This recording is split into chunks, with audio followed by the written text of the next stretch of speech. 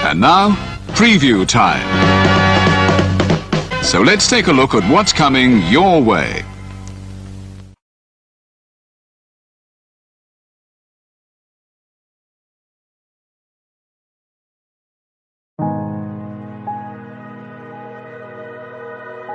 Gary Hebert, the man, the myth, the legend.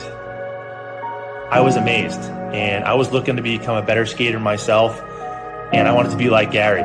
When you look at a guy like this, he's one of the most talented people in his profession.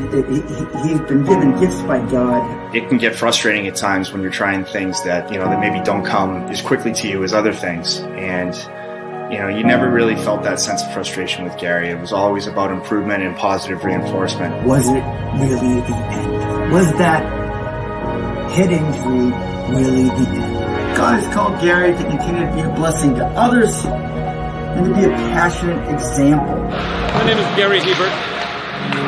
This is the World Academy of Hockey, otherwise known as the Inside Edge. I would recommend anybody that have a chance to come to his hockey school. I think it'd be well worth it. It'd be rewarding to all the kids and anyone he coaches, from whether it's an adult, a professional player, to a little kid like a Mike or a Squirt. Gary, from day one, has been instrumental to my hockey career. I started out as a potential Division III player, and Gary brought me single-handedly through high school and into a top Division I prospect. I owe it all to Gary, the biggest legend on and off ice there's ever been. Listen, watch, learn, be confident, and have faith.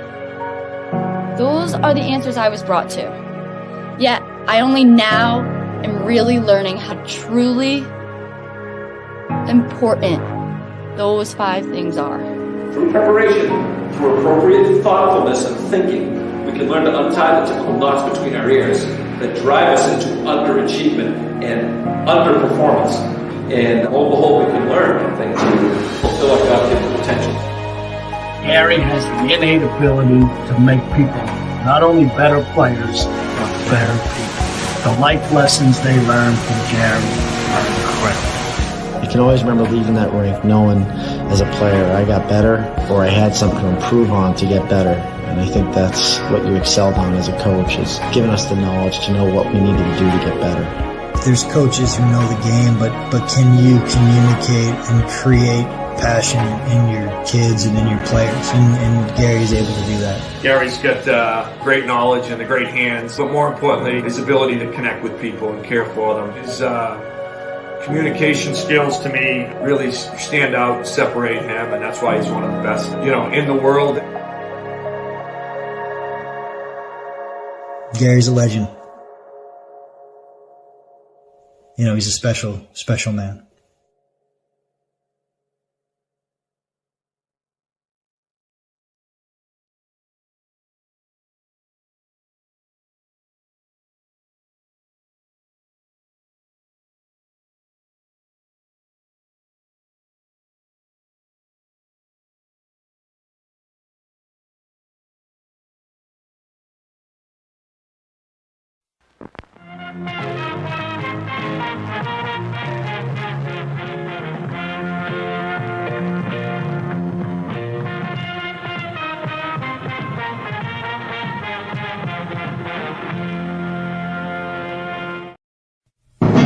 The Jeff Meacham Network's Multiverse of Media.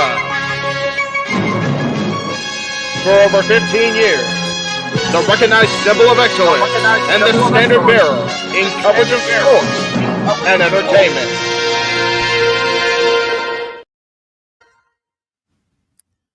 What is going on, everybody? Happy Wednesday to you across the Jeff Meacham Network, Multiverse of Media. I'm Jeff Meacham, but you know that. Otherwise, you wouldn't know why this weird-looking fat guy's talking to you on a Wednesday night. So, yeah, anyway, Jeff Meacham here. We're going to bring our AEW commentary team in momentarily as soon as everybody arrives. But I did want to bring up, of course, the I don't know why that shows it's still playing. That's very odd. Give me 1 second, folks. We're having a little bit of a tech drama.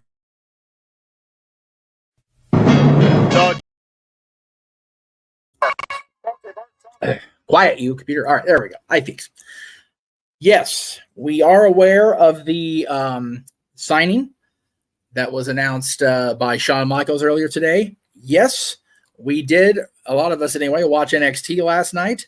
Yes, we are going to talk about all of that. We're going to talk about Jordan Grace's announcement on a recent podcast appearance. All of that will be covered this Saturday on Open Mic Night when we go live at 11 p.m. Eastern, 8 p.m. Pacific, as we do on Saturdays. So be there, or as the kids say, be square, yo, or however lame or I can sound on that. Now, we're here, of course, because tonight is the finals of the men's and women's tournaments in the Owen Hart Foundation Memorial Cup. We have so much more than that, however. We've got a battle between Chris Jericho and Samoa Joe. We've got a global fatal four-way, or a global whatever the hell Tony called it. I got all the graphics in here. I'll load them in momentarily. But yeah, there's a lot of cool stuff coming up. So stay tuned. We'll be live, of course, with their feed on TBS at the top of the hour. That's 8 Eastern, 5 Pacific for you kids not watching the clocks. And yes, we are doing our damnedest to stay cool and safe out here in the West and East Coast, because both coasts are getting lit up with the warm temperatures. It is, as of right now, 103 degrees outside my front door. It is, are we past it? Yeah, it is fucking gross out here in California. It is just awful. I don't recommend to anybody. Cannot recommend. 0 out of 10. Worse than the Bret Hart face. Absolutely not. No. Horrible weather. It is hot. It is hot enough to be illegal. And, you know, some of us, we choose to go outside and not have clothes on and be illegal. I'm not doing that because I enjoy the fact that my neighbors haven't gotten blind. They're clearly deaf with the music they play, but they're not blind yet. So that's okay. I'm just alienating everybody there. I really don't care. Now, and yes, we will talk about Joe Hendry's official regular non-battle royal debut with NXT last night. That was super cool to see Joe Hendry get that pop once again. I know a lot of people are talking about that, it's all the music, and maybe it is. But Big G is here. Good to see Big G, and he is going to get a cheap plug on here because I feel like it, damn it. This is for his Cats YouTube channel, essentially. So there is the cheap plug for Big G. And no, it is not hot enough for me. It is too goddamn hot, Cape Rare. It needs to cool down like 30 degrees at the very least. The average temperature is 72 degrees out here. That's why the Kings mascot, his jersey number is 72. The average temperature in Los Angeles County is 72. Now, I realize I'm out in depending on what day you ask, we're either the high desert or the valley or whatever the hell we call Santa Clarita. So it's going to be a little warmer. But a consistent above 100 degrees on consecutive days is what we call in the science world bullshit. BEWSHET. Bullshit. That it's that fucking hot. It's absolutely unnecessary. And I got to take my kid out to Transit tomorrow to I don't have to, but I already bought the tickets, so they're not refundable, to go see the 30th anniversary screening of The Lion King down at the El Capitan Theater.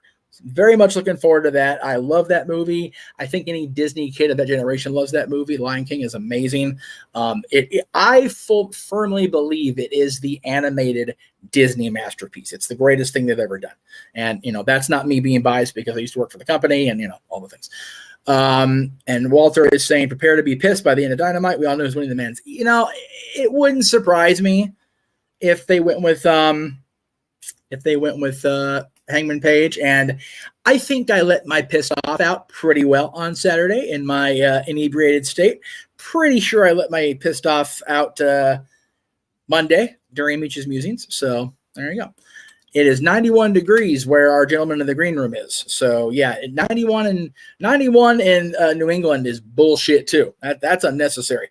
I have a lady friend who lives in Boston. And even she was saying it's just ridiculous. Her kids in basketball camp. Thank God it's inside, because he'd be like fused to the asphalt. It was out there on an outdoor court. My God. I think Lion King's a lot of people's favorites. I'd have to, confer with that when the crowd comes in here. And with, I'm going to go ahead and do that right now. Give me 1 second here. Get ready to cry again. Yeah, pretty much. I was only upset crying wise Saturday because of Cena. I make no bones about how much I am fond of John Cena. He's an old friend. So, it's kind of one of those, it sucks that we're at the point where we're hitting his retirement, just kind of is what it is. Yeah, it's 105 in NorCal for Walter. So Walter's getting the full, he lives in Connecticut. So he's what the fucking like the rest of us. With that being said, we're going to bring in Mr. 91 Degrees right now out of the green room into the stage because I'm sick of talking to myself. It's James Hebert to do dumb things, everybody. Hi, it's me. How you doing?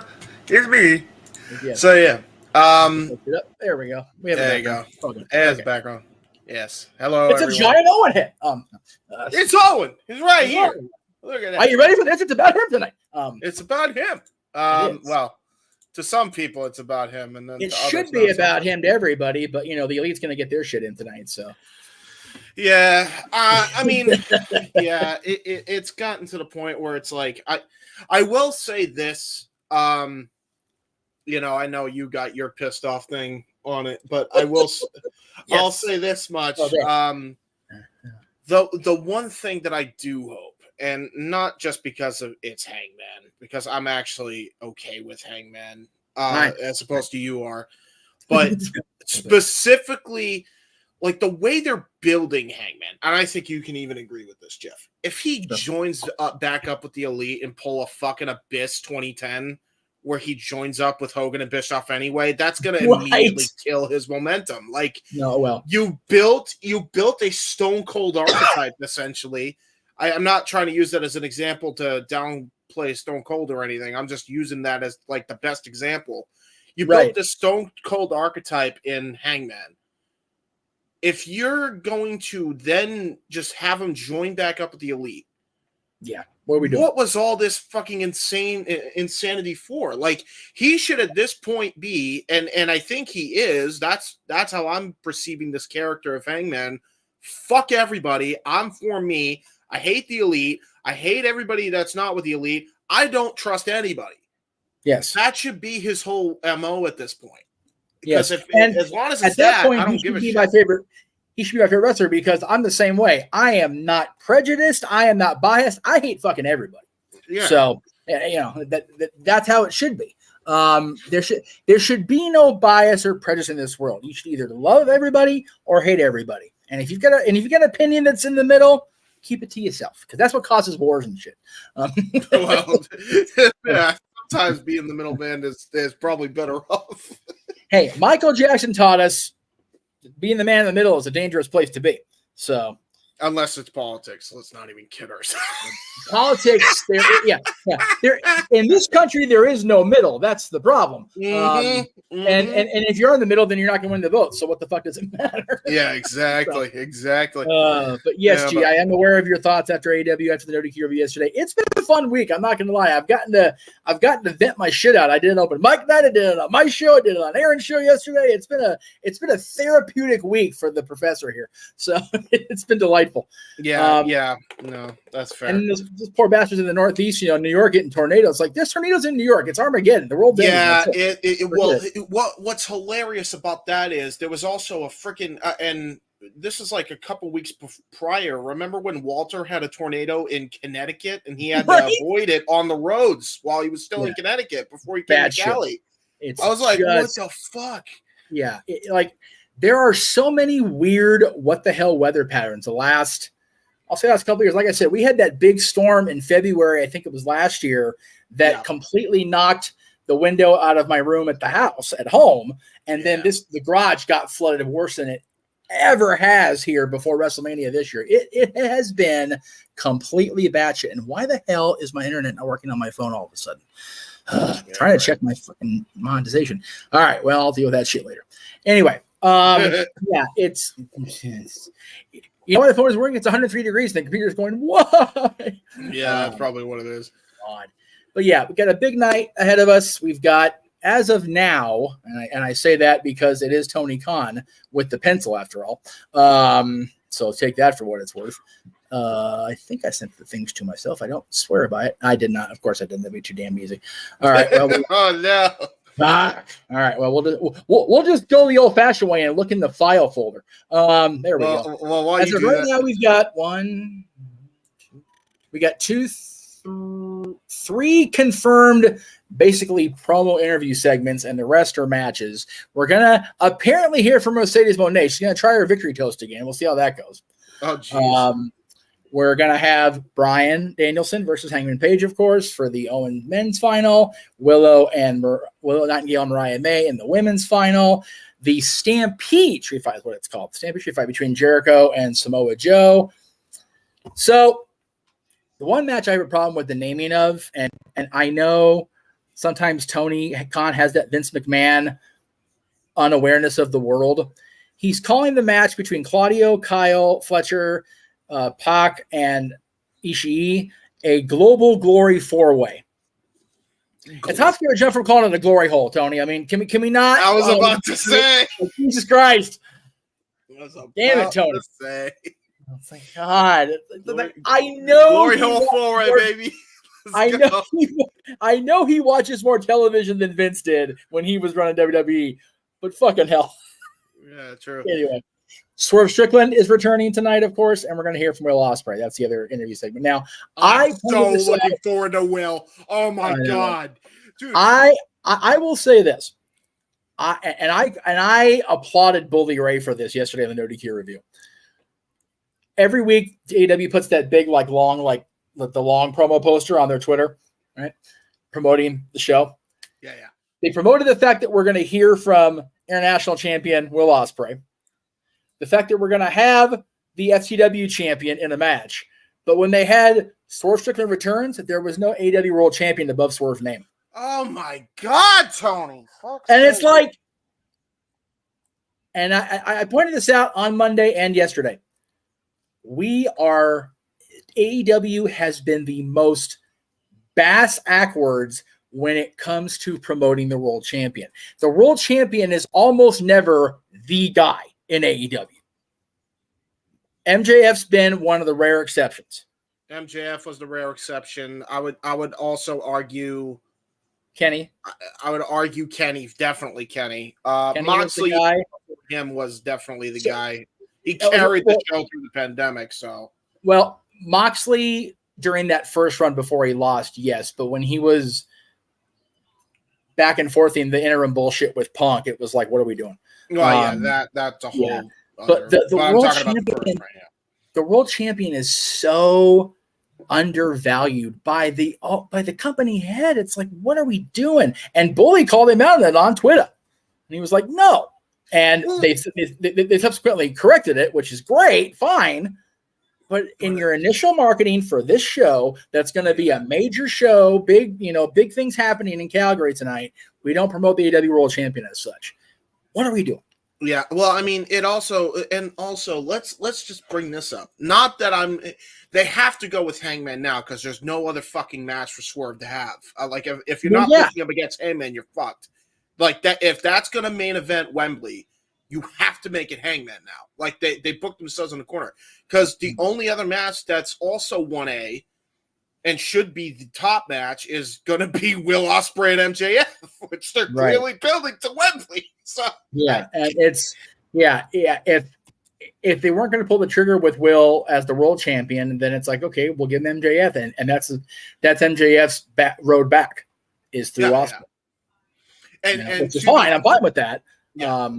And to be fair, I think he's still going to get costed by Daniel anyway, so that way he could go for the world title after his feud with Daniel Garcia is over. Yeah, so there is that. Yeah, here's my thing with the Owen final is that yes, it's Hangman and Bryan, but now Jeff Jarrett's involved as the special enforcer. And he was shown coming into the arena at the Saddledome tonight saying he's going to call it the way Owen would want me to, with honor and integrity. But he paused before he said with honor and integrity. Owen would want him to go in there and rib everybody, for the record. So Owen would want Bryan to win just to throw everybody a freaking curveball. That's true, and that would be that's the way Owen would be. I mean, that would also, I mean, as a match, Swerve versus Bryan is great. Yeah, but there the has thing to is be though, something if and this is a big if, and as we bring in, well, make sure his actually camera turns on because my computer is just a piece of dog shit. Well, if they go with Swerve and God damn it, if they go with Bryan beating Swerve, that leaves Hangman fucked, like you said. So I don't see Jarrett being an influence to aid or help Bryan win, much as I would like it to. Hi, JJ. How are you, sir? I am tired. Yes, sir. I am sore. Yes. But I am here because I am dedicated to the Jeff Meacham Network, Multiverse of Media. Yes. It is, as I told James, it is 103 outside for me. How is it out there in the high desert? It's so hot that my computer won't even tell me how hot it is. The computer's saying, no, you don't want this news. Yeah. It's like when you go into a restaurant and they tell you what's on the menu, but not how much it is because you really don't want to know. Yes. Yeah. So I will say, and this is just my autistic ass being observant, JJ, you look wicked good, bro. Like you lost weight good. Like, I don't know if anybody's told you that, but I'll be the first to tell you that if nobody else. So nobody has told me that. I do appreciate that. I do feel like some of my stuff is fitting a little bit looser. Yeah. At least in the pants area. I always wore baggy shirts, about a size bigger than I needed. So that I really wouldn't be able to tell. But yeah, my computer where it normally has the thermostat is telling me that the Chicago Cubs and Baltimore Orioles are in the top of the fifth. They're like, you'd rather know this about pro sports that you give not a fuck about. I was going to say, know what it is outside. If you're talking about baseball, which he doesn't care, and two teams out of the region, which he definitely doesn't give a shit about. Got it. Well, the Cubbies. No, but, the Cubbies is fine, but, I'm pretty sure it's hot at Wrigley, too. So, But thank you. I do appreciate the compliment. Oh, there we go. 107 and windy. It just cycled over. On that nonsense. The wind is helping so much. Bring the heat further. It's a hot because it's a dry heat. Yeah, it's a dry heat with the wind, but the wind ain't helping. It's just pushing the heat along further. The only way the wind matters for Jack Diddley shit is if you're driving and both windows are down. That way it cycles through. Otherwise, that wind means nothing. No. Yeah. It is ungodly hot. I did find out the official final tally, at least here on this side where I was in the studio last week when we were all dying, it got up to 116 before all was said and done. We got over in 120 at one point. I was going to say over in Saugus, it was 120 that day. I'm like, Jesus. I'm 41 and a half years old. I have never seen it this hot out here in Santa Clarita. Ever. Oh, look, now my computer says there's a heat warning into effect. No shit. The hell you say, computer? Oh, my God. That is vital information I already fucking knew. Anyway. But wind, when it's 107, is about as helpful as finding a box of condoms when she's already pregnant. There you go. I didn't know what to say to that. Pretty much. Yeah, I would have said, buying ice cubes in Alaska, but you went the proper way, I guess, for the Jeff Meacham Network. So we'll go with that. Hey, we're more than 5 minutes in. No, I know. It's harder than I don't know what a pepper sprout heat is, but okay, sure, we'll go with that. Matt, I have a question for you. Legitimately valid question for Matt Helms, and he always comes in, says hi, how we doing? Make sure we hit the like and subscribe. Why does his name come up two different spellings? Sometimes it's Matt with two T's, and just Matt with one. I am genuinely curious on that. Maybe he has more than one account. Sucker's gots to know. Maybe he has more than one account that he subscribed to us all at when we were doing those pledge drives to try to get subscribers. If that's the reason he has two accounts, God bless him for it. Holy shit, that's great. I know my friend Owen did that. He had two accounts just for that. It's valid. Yeah. And the heat index. Yeah, see, when I go into this thing, 103, it feels like 103. I know some people have it hotter, colder, whatever, but it is a legitimate hot as 103 degrees out here. And like I was telling the guys last week, for those of you that weren't here last week, it was so hot that because I couldn't get my Walmart grocery situation squared away last week, and I had to DoorDash lunch and have my poor father bring dinner over here, that I opened the door and I felt like the heat smacked me in the face. Like, oh no, you did not. So yeah, it's hot. I have a question. This is primarily going to be geared to the two people underneath, since you guys watch regular television more than I and definitely Noah. Why in the fuck did I just see DJ Khaled dancing with the Nesquik bunny? Bro. Okay, so what happened was James, I don't know. Up in Discord. Oh, I'll mute myself in Discord. Thank you. I don't fucking know. Yeah. No. The only thing better than that was the South Park cutaway where the Kool-Aid man was talking to his parents and his girlfriend from college came down the street and it was the freaking Yoo-hoo chick. It's like, whoa. Yeah, that was funny. Yeah. That must have been recent, bro, because I don't know what the fuck. Yeah, I didn't ever heard of that till now. That's crazy. I've got TBS on my TV because remember, I don't need the Discord for this because AEW is the one thing I get at East Coast time. Yes. And they literally just showed a commercial with DJ Khaled and somebody in a Nesquik bunny suit.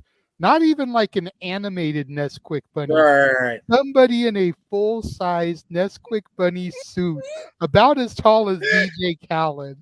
I think I'm glad to have that. Has me what the fucking about as much as the fact that Noah Foster did a live watch along for NXT television last night, and it wasn't a special. Somehow, some way, Walter convinced him to watch NXT live, and he did, and they did a watch along for it, which has me what the fucking about as much as Dattila doing 2 NXT reviews for Heatwave this past weekend. Well, the industry's hot. I'm like losing my shit over here, people. This is why Chip can't go to sleep early, because shit goes down when he's not paying attention. Right? I turned my shit off. I went memes. Like, I didn't give a fuck. And all of a sudden, everybody, and not only JJ did they have a watch along last night, unplanned. We're official for next week. Yep. So there you go. And it's not even the Great American Bash. James, did you watch NXT last night? Do you know about I heard that the Rascals reunited. That much I did hear. I did hear about Rascals reunited, and people said his name, and he appeared to team with Trick Williams. Oh boy! To take on Sean Spears and All Ego Ethan Page. Joe Hendry and Trick Williams and Joe Hendry got the pinfall. And they announced for next week. Oh my God! Gallus versus the Rascals. That's absurd. Jesus. What is this live? No. I feel like the intro for Bohemian Rhapsody. Is this right? the real life? Yes. Is this just fantasy? It's Noah put it best in one of our group chats, and I want to quote him verbatim. So give me a second to bring up the proper context here. It takes me about 25 minutes to find which chat it's in. We've got like 332 group chats. Yes. All right. So Walter, early this morning, I'm talking fucking 12:30 my time this morning. Well, Dynamite just started, by the way. Well, yeah, I know. They're showing the replay of Max. So you know what? Let's go ahead and do that. Noah, welcome us into Dynamite, and we'll go from there. Oh, okay. Oh God. Yeah, I know it's hot. No, Is everybody awake? I'm awake. I mean, it's a video package to be fair, but Yeah. All right. Let me get this right. I mean, I'm not used to doing it with the friggin' video packages, but yes, folks, welcome back once again to JMN Multiverse of Media live watch event scheduled for 2024. It's Wednesday, and you know what that means. We're back once again covering AEW Dynamite as we cover the conclusion of the Owen Hart Foundation tournament, where the winners of both the men and the women will receive World Championship opportunities at Wembley Stampede AEW All In. Welcome to the show. Welcome to the discussion. Welcome to tonight's event. Again, I'm the Seminole Forrester with the Renegade Wrestling, JJ Williams, James Hebert, and the man who's down the marquee, Jeff Meacham. Appreciate y'all for tuning in. Please subscribe, comment, tell a friend if you want to dictate the conversation. Don't need to dictate, super chat, truly as simple as that. Gentlemen, are you ready to go tonight? Ready as we're going to be, man. Yeah. It's gonna be crazy. I'm more excited for the women's tournament than I am the men's tournament. But I'm even more stoked at what Big G put in his super chat, Jeff, if you want to bring that up.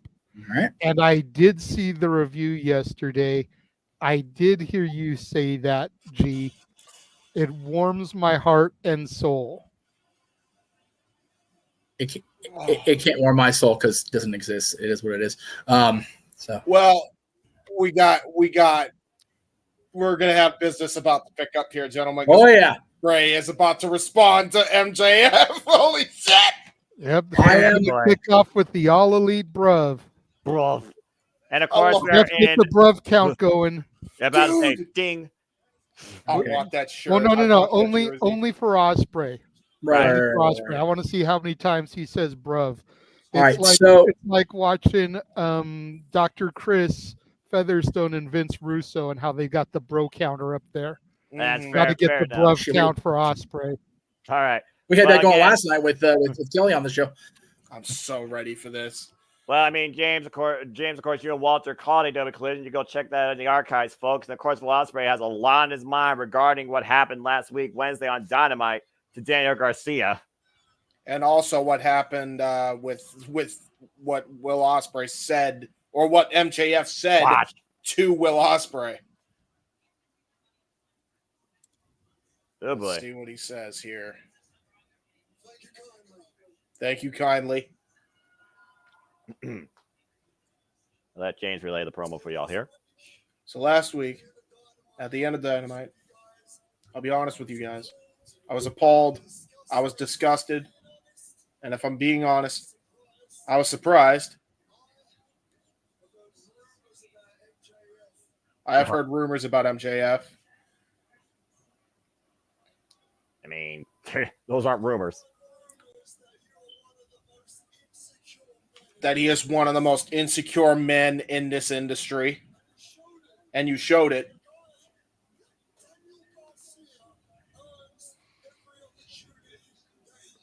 Because a guy like Daniel Garcia earns every opportunity he gets.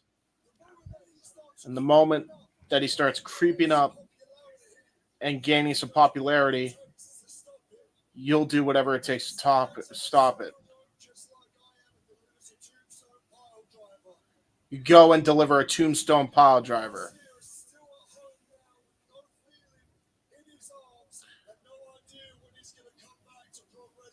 Oh. Yeah, no feeling in his arms, has no idea when he's going to come back to pro wrestling. And you blame it on these people.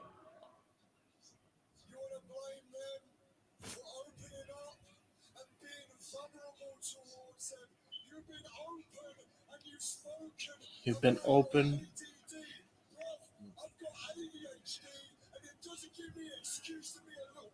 Oh! He says, you opened up to the people about having ADD. I have ADHD, and it doesn't give me the excuse to be a little prick. Nice one, JJ. That wasn't me. That's Jeff. My hands are here. Okay. Jeff is here. He's on the button tonight. Okay. He's given 3 reasons. Reason number 1.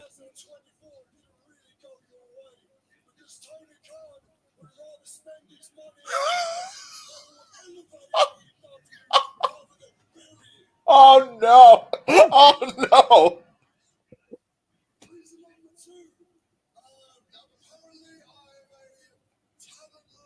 Hack. Yep. Responding to how he was a talentless hack. You're welcome to that opinion. I'm in Calgary, though, yeah? Home of the Calgary Stampede.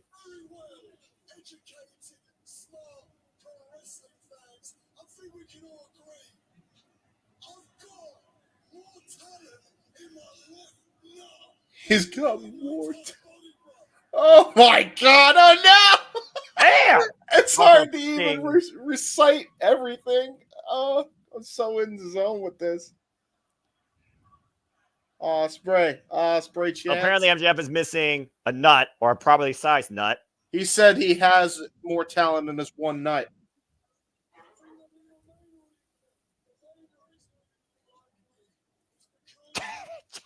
God damn it, Jeff. One. God.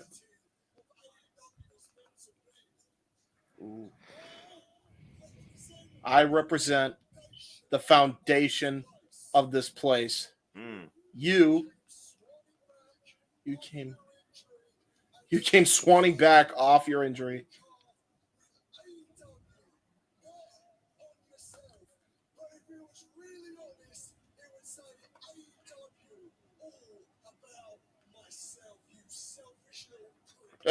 He said if he was honest, he would say AEW all about myself, you selfish prick. No lies detected. Osprey's firing shots tonight. When doesn't he?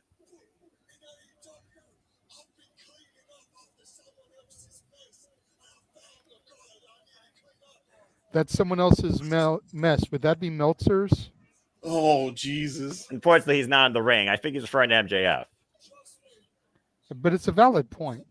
Accurate.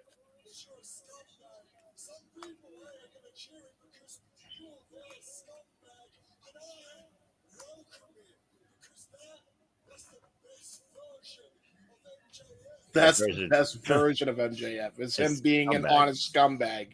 That's fair.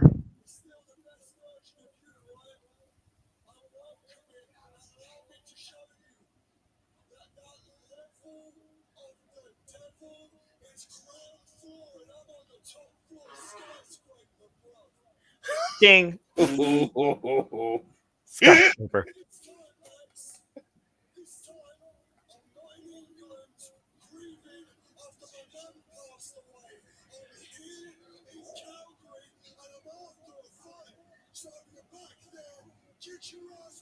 Wait. Osprey's in the after a fight. Oh, shit. Calling MJF out. So let me ask you this, gentlemen, as we call out MJF and his music plays here. If we get MJF versus Osprey at All In, oh boy, is that a step down for MJF, considering he's already been the world champion fighting for the international championship? I would go ahead. I got this for you, Noah. I would say it looks like a step down, except for when you factor in that Will Ospreay and MJF are 1A, 1B. So don't get it twisted as far as Ospreay and his ability. Yeah. But for MJF to be competing at that type of show for a C-list championship, if we're being honest. Well, he's on the Titantron. Oh boy! I don't look at the title. I look at the opportunity of MJF to prove a point. Why again he's the best in AEW and the best wrestler on the planet. But we'll talk more about that later. These people don't deserve the privilege of MJF's presence.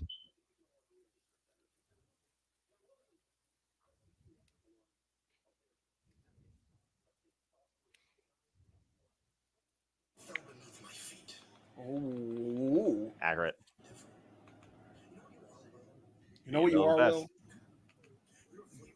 You're a joke. You're Flavor of the month. That flavor has been hot for the last 7 months, bro.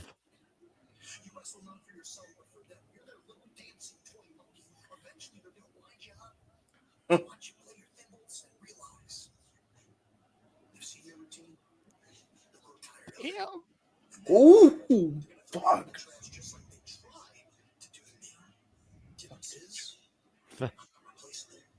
I'm not replaceable. Anyone's replaceable in this business. They're going to move on and call the next flippy guy the best in the world. I've only been in the sport for 10 years, and I've managed to see 10 of you come and go. Great wrestlers are a dime a dozen. Here today, gone tomorrow. Oh, man.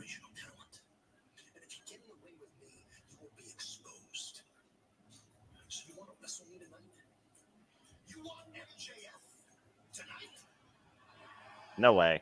You don't deserve it. I'm not like you.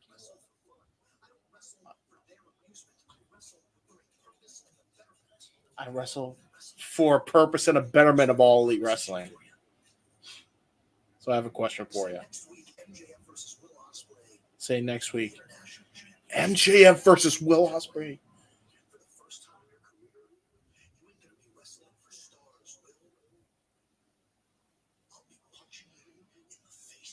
I'll be punching you. Damn. First time in your life you're not going to be wrestling for stars, Will. I'm going to be punching you in the face till you start seeing them. Well, a challenge thrown out by AEW's Devil to the All Elite Bruv for the international title. Adorable, he says. I'll see you next week, he says, you little bitch. There's no way they are going to give this match What? on free TV before All In win, but you gotta be kidding me. Now, here's the question. Typical Tony Khan. But here's the question. Why give that on a pay-per-view and make people pay $50 for it? Well, the problem is, pop a rating instead. Now, here's the thing, though. Is there a bigger purpose, though? Because there is a possibility of Don Callis siding with the Devil and turning on Ospreay. Well, as we think about what's ahead for Will Ospreay and MJF, let's go ahead and prepare for tonight. We got less than a minute to see who wins the men's Owen Hart Foundation tournament. That's the reason why we're truly here. As we've seen the journey of 8 men through this contest, and we're down to 2. Bryan Danielson, who survived Shigeru Takagi's physical onslaught and out-wrestled Pac, our Brewlizer, while him and Adam Page decked Jeff Jarrett, and thanks to an assist, you could say, by the Patriarch, was able to put down Switchblade Jay White for the first time. And so here we are with Bryan Danielson and him and Adam Page 4. The record stands 1-1-1. 1 win, 1 loss, 1 draw. With one man saying that he will stop at nothing to burn Swerve's World to the ground, and the other one on his last chance for a world championship. Who's going to go all in? The men's Owen tournament finals is next. I'm shocked. I'm shocked they're doing this match. I was going to say, it kind of shows what they think of the men's tournament, the fact that it's going to be the first one to finish and not the women. And Jeff Jarrett will be our enforcer. If you're going to enforce something in honor of Owen, you can't think of a better name to honor him than Jeff Jarrett. Really quick before you guys start. If all 3 of you are going to be sticking around, make sure we're watching, talking over each other and everything. I tried to put in the private chat, but nobody answered except JJ. So, yeah, make sure everybody's watching and talking over everybody else. All right? Thank you. That's it. That's fair. Bryan Danielson, of course, his last chance, as we know, he is done when we get to Tacoma, Washington at Wrestle Dream, guys. This will be his last chance for an AEW World Championship. Not the first time he's challenged for this title, though, as we know, as he literally went 60 minutes with his opponent for that title. Loving the pink and black on Danielson with the silver trim there. Definitely representing the Hart family here in Calgary. Absolutely. Again, in the Saddle Dome, home of the Calgary Stampede. Boo. And Well, here comes Hangman. Get this fuck nut off my TV screen. And this is why I'm the play-by-play guy that just focuses on the screen. I'm focused on the screen too. Now- I'd rather he wasn't on my screen, but I'm focused on the screen. Now, He's coming out of the babyface tunnel, which is the biggest load of shit. You can see Jarrett's even looking at the heel side. Yeah, I think Heyman expected Jeff Jarrett to be waiting for him. He's looking directly at him, and he spit right at Jeff Jarrett's feet. Oh, man. Crying out loud. Almost Oof. looked like he spit on the belt there. Yep. Ungrateful piece of shit. Well, again, he's not worried about this belt, that trophy, the elite, or this tournament. He wants one thing, and that's Swerve Strickland. He just knows that this is the ultimate way to get that revenge he's been looking for. According to this Collision exclusive, he literally had to move out of his own home. That's why we saw that silhouette of him just drinking all alone. He hasn't forgiven Swerve since, figuring that, again, these people betrayed him, endorsed Swerve for everything he did. He never got a receipt for his actions. Yeah, and I'll say this as well to add to your point, Noah. Hangman himself admitted that he was not at his best when he fought Bryan Danielson the first 3 times, and he was still able to best him in one time. This is the very best and most motivated Hangman Page has ever been, and this is the most motivated that Danielson has ever been. We're getting the 4th and hopefully rubber match in this whole four piece, basically. I can't call it a trilogy, but because there was one draw. But this is going to be the best match that these two have, I think, because they're not going to leave anything. They're going to leave everything in that ring, essentially, is what I'm trying to say. And you want to talk about focus, look at the expression on Jeff Jarrett's face at the top of the ramp. Yep. Crowd is going insane. Tape on Bryan Danielson's shoulder and neck, guys. And of course, we know Heyman and Page loves to use that buckshot lariat, that is blunt force impact against the head and neck. Bell rings were underway, and I know this is the opening match, but here we go! Well, considering it's one of 2 matches that we are truly here for, I think it's appropriate. Would you agree, JJ? Yeah. Yeah. I'm sorry. I'm focused on the match at this point. You know, I've made it more than clear that with Hangman in this match, I could give 2 fucks about it, but it is what it is. I'm glad it's the curtain jerker match, although Bryan Danielson deserves more than the opening contest. And hopefully it means after this, he is heading towards All in Wembley Stamps challenge for Strickland for the AEW World Championship. And of course, we will see the AEW World Champion later tonight. Clean break so far. Very civil action here. Wow. Roundhouse just missed. Oh, Jesus! Holy hell, what a forearm shot by Hangman, and he's just raining down shots right onto the head of Bryan Danielson. Oh, my God. Well, you said yourself, James, is the most dangerous and driven we've ever seen this guy, former AEW World Champion.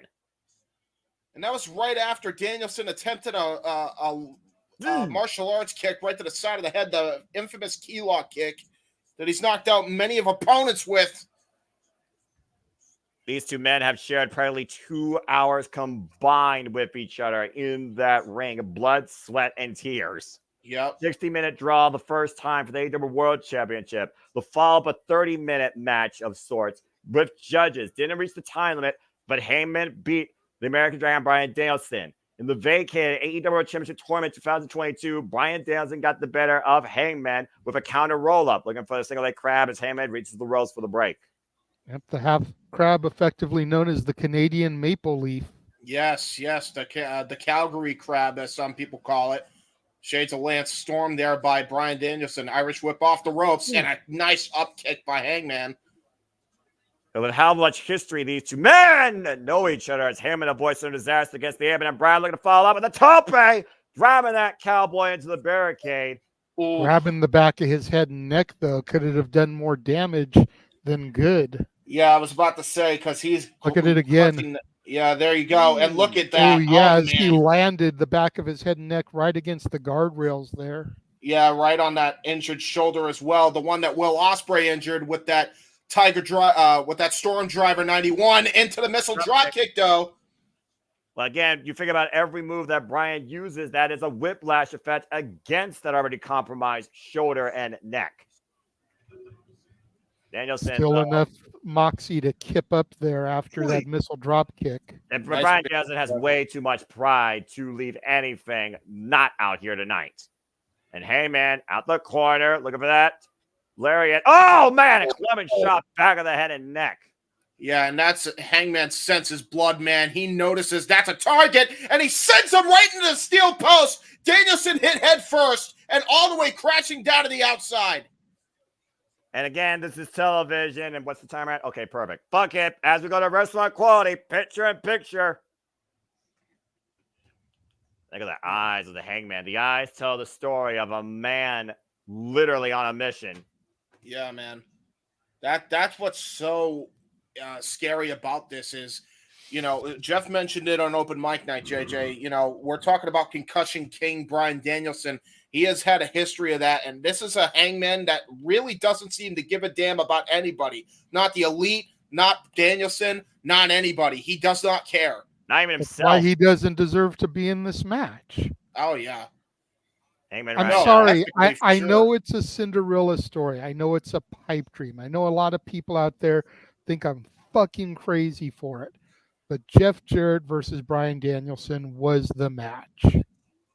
Oof. Bryan driven into the steel ring steps. You see the American Dragon's been busted open. Not the first time. Clearly against the Hangman. He also. I was literally watching the AEW timeline earlier today. And it does make me wonder again. Jeff Jarrett is the enforcer. You got to consider if Hangman gets out of line tonight, would Jeff Jarrett come down and literally influence the decision of this match? We saw what happened on Collision when Paul Turner got ref bumped.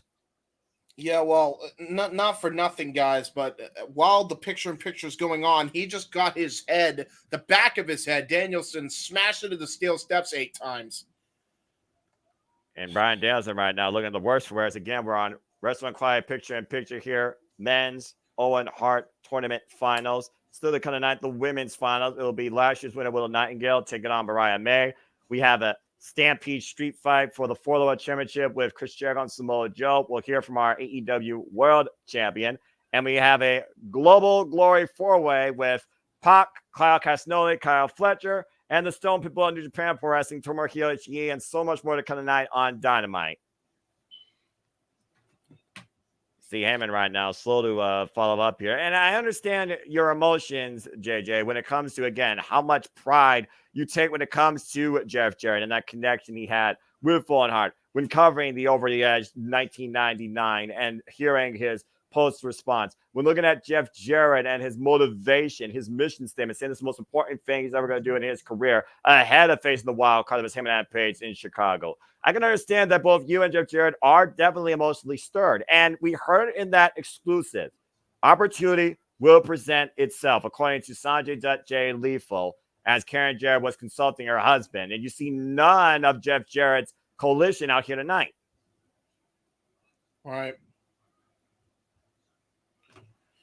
It's going to be interesting, man. I will say Jeff Jarrett, at the very least, JJ, is the wild card. He very well could cost Hangman. I wouldn't doubt anything that he would try to get involved somehow. Yeah, unfortunately, if Jarrett gets involved, I see it costing Danielson. That's a I good see point. him going for Page and accidentally catching Bryan, and that's how Hangman gets the victory. We go back here.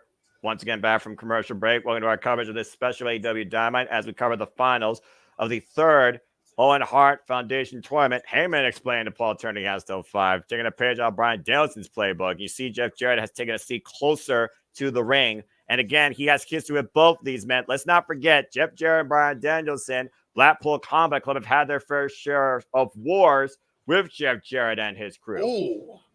Good up kick, though. The key lock kick by Danielson, smashing right in the face of Hangman.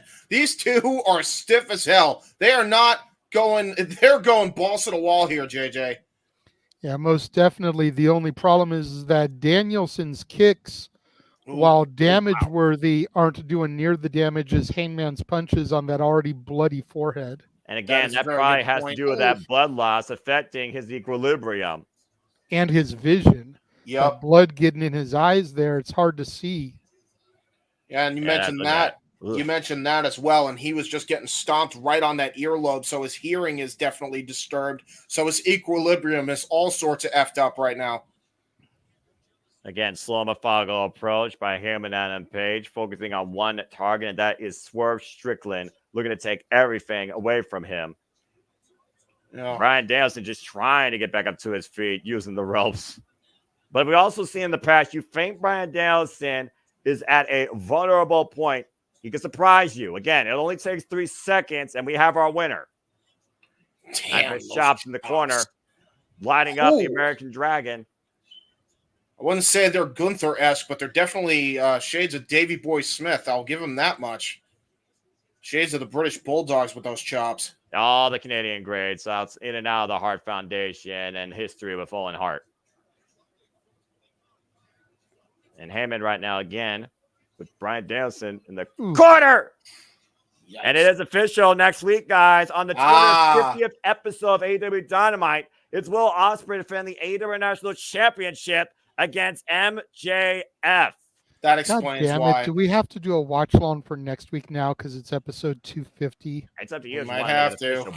It's up to you. I'm just the play-by-play guy here. Uppercut here by Bryan Danielson trying to fight back. I'm just the guy that looks at the monitor that calls all things wrestling. Shout out to AEW family. Oh, Jesus. Blown over by Hammond and Page.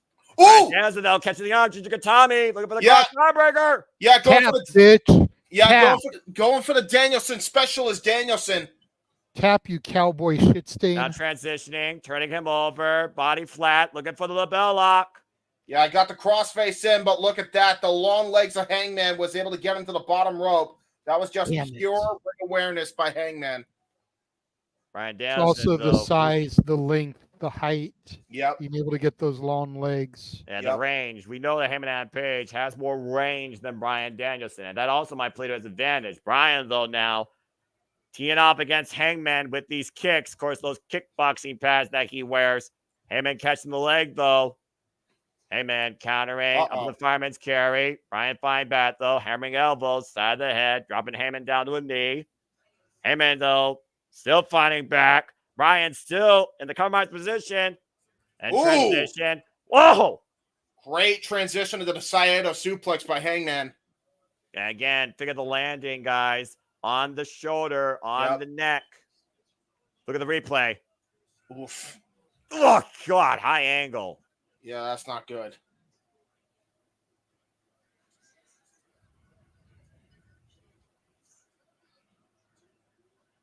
And again, Hammond and Page coming back after that suspension, after his actions at AEW Revolution. We haven't seen this guy for 5 months practically. Ooh. Right in the Hangman's. Of course, Bryan Danielson has not had the best 2020 for either, guys, when you look at his win and loss record. Mm-hmm. And Bryan Danielson, Hammond and Page going the high-risk district here. Waist lock. Might be looking for a superplex out of the corner. Oh! Spider suplex by Bryan Danielson, dropping Hammond and Page on his head. Yeah, shades. Do it again, Brian. I was waiting for that. Shades of Mercedes Martinez by Bryan Danielson, and now he's going to go to the top rope here. Oh, no. Possibly looking for the diving headbutt, Noah. Now, shout out to Chris Benoit if he hits this. But again, it could go for broke if he doesn't connect. Hammond in the drop zone. Bryan looking for his target. Oh, man. It's nothing but canvas. And now into the With the crippler crossface. That's not good. Hammond and Page with the crossface side of the ring. Compromising Bryan Danielson's vision and breathing even more. But if anyone knows how to escape this, it is definitely Juan Rigo, deemed as the perfect wrestler. See Bryan changing position, finding his way for the rope break. Oof. Holding on for every last second of that 4.5 before the 5. Yeah, Bryan Danielson right now in a very compromised position. Can he capitalize? Don't miss a second of it. Restaurant quiet, picture in picture. Fuck television. True. Yeah, you'll notice, JJ, that Danielson's clutching that shoulder. That's the same shoulder that Will Ospreay injured with that Storm Driver. Yeah, I'm noticing all of it. That's why I'm being quiet. Fucking cowboy shit stain. If y'all want Jeff, to hear can we get a shirt of that cowboy shit stain? I don't know if that's necessarily. Can we make that happen? On it. I don't think that's marketable, but okay. If you all want to hear further Renegades Rage and Engage, Super Chat, as simple as that. Please support my friends. Cosleting Studios, Jeffrey Network, Greg Cherry Brand, Super Chat, as simple as that if you want to dictate the conversation. And real quick, I have a way that Jeff can do this. So Jeff, hear me out, right? Oh, censor the S, the H, and the I with a shit emoji, and then stain. You can just roll up, Brian. Oh! 2 count, reversal by Heyman, gets a 2 count. Brian picked up speed, falling up now. The corner, looking for second knee. Heyman catching him though. Pop up, powerbomb denied. Run a takeover, big cowboy boot. Big high kick by Bryan Danielson. Rolling elbows connects and both men down. Okay. Now that both men are down, Jeff, have a shit stain censoring the H and the I. Then you're good. I mean that's easy peasy. On it. All right, there you go. Good Lord Almighty.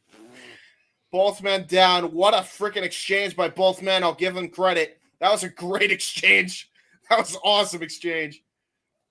Well, again, you talked about earlier, these two men are literally going to throw everything they can at each other. And again, over 2 hours of previous wrestling action. Look at this. That roundhouse kick. Boom! Both men connect with a rolling elbow, clock each other, and drop. Yeah, both of them got knocked the F out. It's like that MMA match where it ended at a draw. Uh-oh. And now both men... There has to be a winner. Oh, look at this. Hangman's actually busted open from that roaring elbow by Danielson. Now both men are busted open.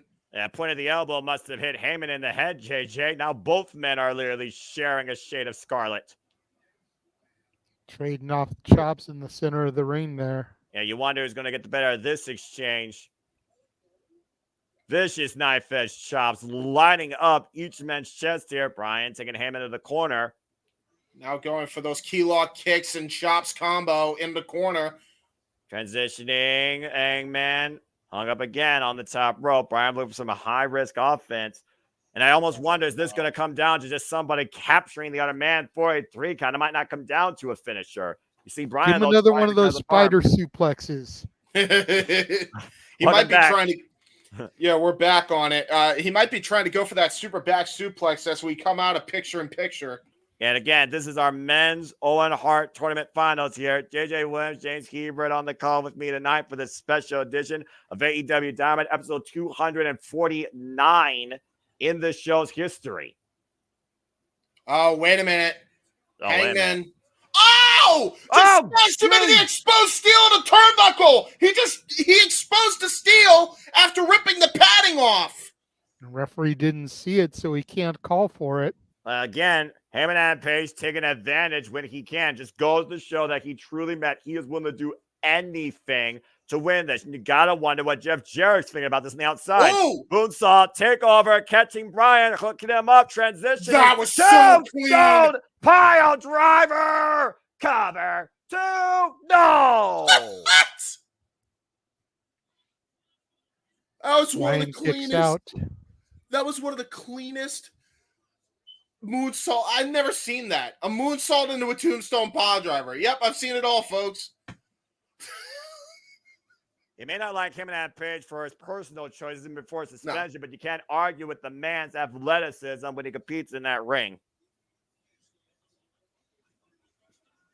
Brian Danielson dropped on his head now on the outside. Jeff Jarrett up. Page. Uh-oh. Jeff Jarrett jaw-jacking with Hangman, trying to distract him. Ow! Oh, jeez! Woof!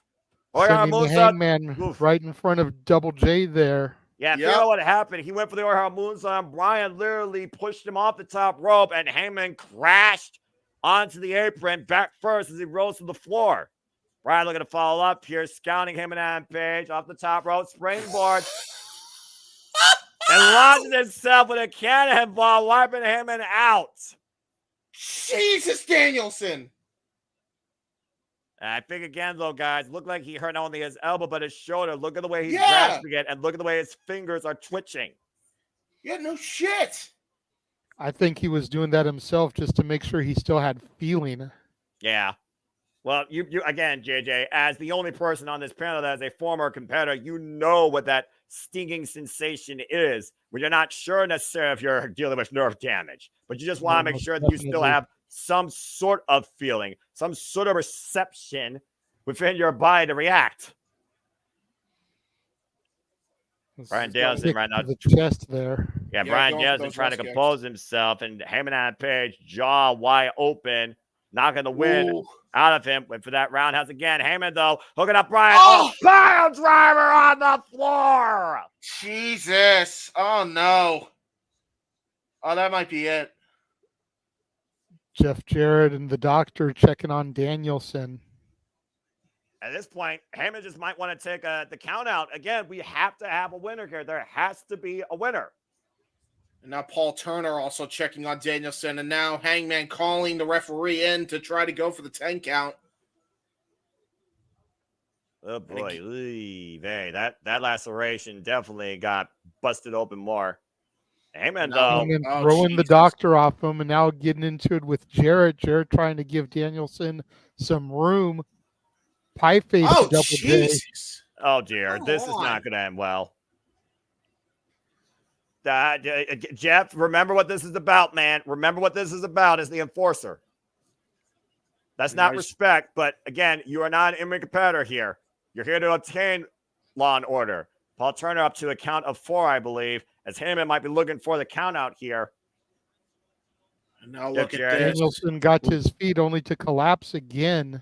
And again, Jeff Jarrett, one of the greatest of all time, 26 various championships in his illustrious career, tag and singles, former NWA, TNA, you name it. Jeff Jarrett's done it. Generations of Jarretts have defined this business. And of course, former tag team champion alongside Owen Hart in the WWF.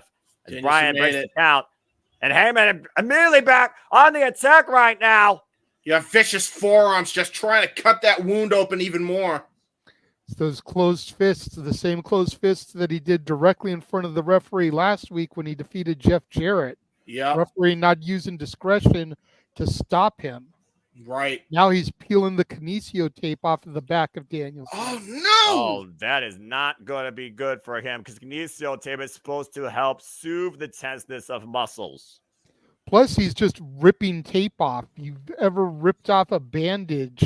Yeah. It's going to have that same pulling of the skin in addition to making the already injured sore muscles even more exposed. You know, I know Brian Danielson says he likes violence, but even he has to realize when maybe violence is too much of a thing to have. And Heyman right now is showing more violence than ever in his pursuit of getting after Swerve Strickland. Again, like you said, JJ, it's not about the Elite. It's not even about the Owen. It is about getting revenge on the man that literally caused his family to move out of his home. Championships just collapsed. Psycho knee! Psycho knee! The Psycho knee connects!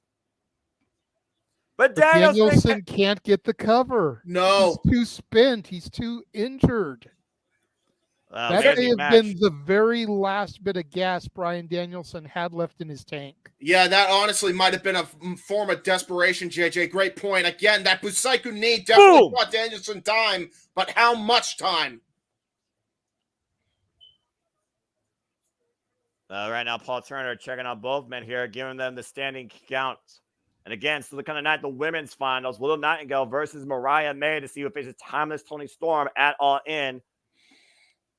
Jeff Jarrett wielding both men to get back to their feet. Again, this is about honoring Owen Hart despite the agendas that each man has. Oh, jeez. Massive headbutt, and that is not a wise thing to do against Brian Danielson. No, it's not. If anybody could attest to that, it's Nick Nemeth, who got in the headbutt off with Danielson while he probably shouldn't have.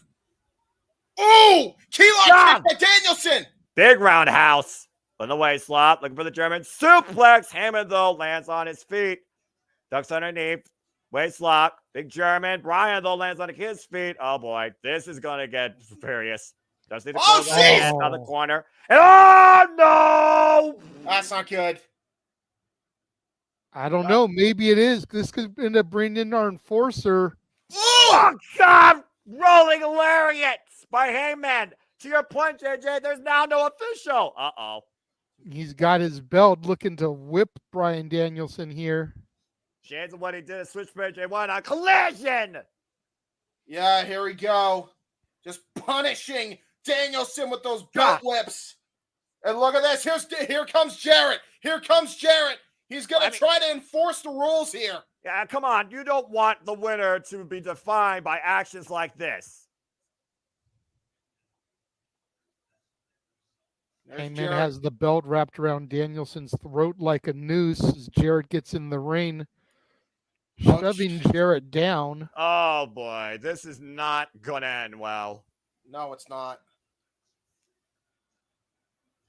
Oh, again, this is just breaking down all sorts of ways.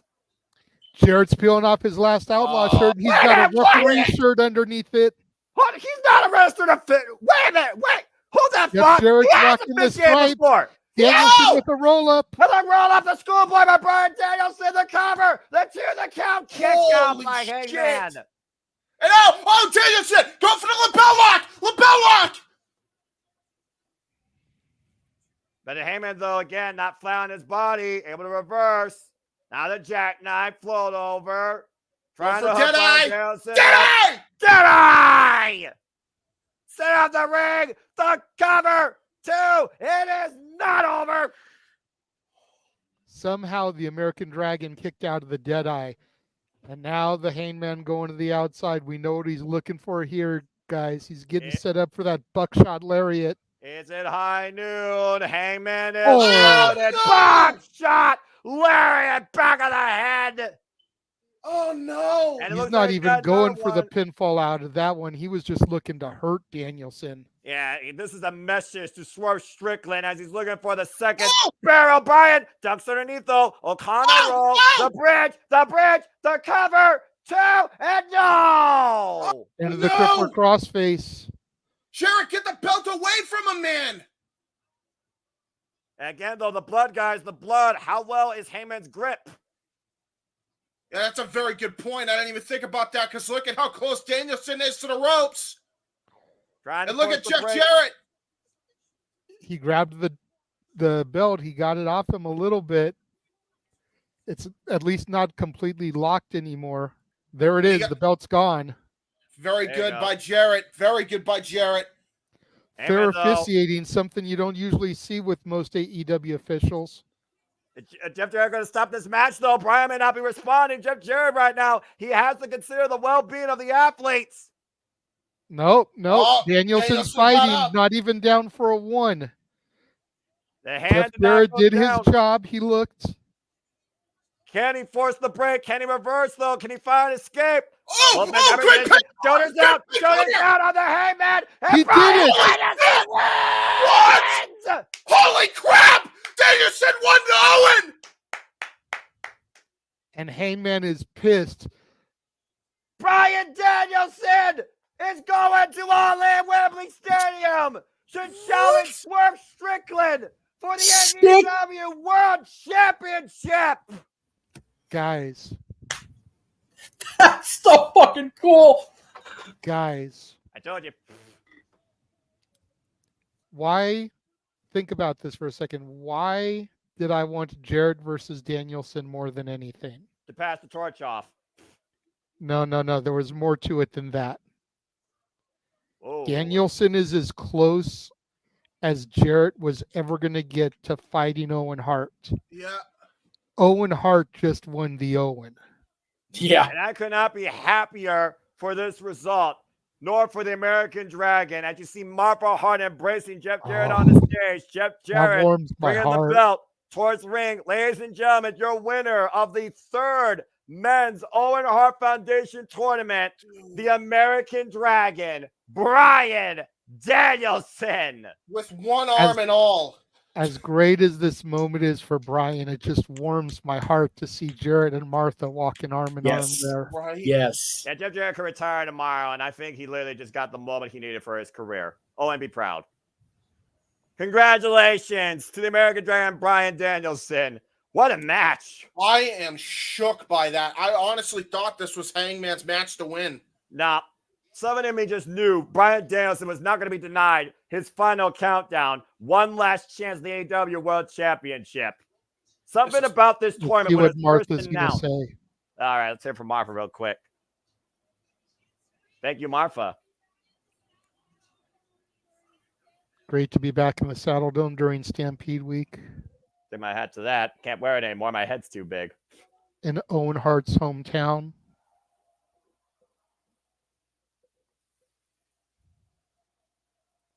Owen Chance. Put your Owens in the chat, folks.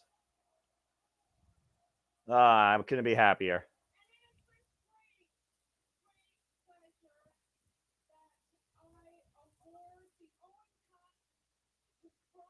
It's with great pleasure that I award the Owen Cup to Bryan Danielson.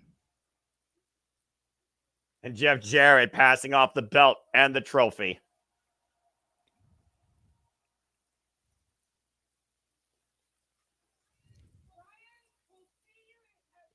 Bryan, will see you at Wembley Stadium, where you'll get your title shot. Jeff Jarrett and Bryan Danielson holding up the Owen trophy. Congratulations again. It is official, guys, for the AEW World Championship and All in London. Look at that fucking beautiful graphic. Swerve Strickland versus the American Dragon. Bryan Danielson, Sunday, August 25th in Wembley Stadium. And here comes Swerve to rain on the parade. Well, this is his house, to be fair. Swerve. Oh, boy. Oh, shit, man. Ain't gonna waste no Here time. we go. I'm not doing that tonight. No, I'm not doing that tonight. And they're all The swerving. entire Saddle Dome is doing it, Noah. I'm not. I only do it for pay-per-views. You guys do it on TV if you want. I don't do it for pay-per-views.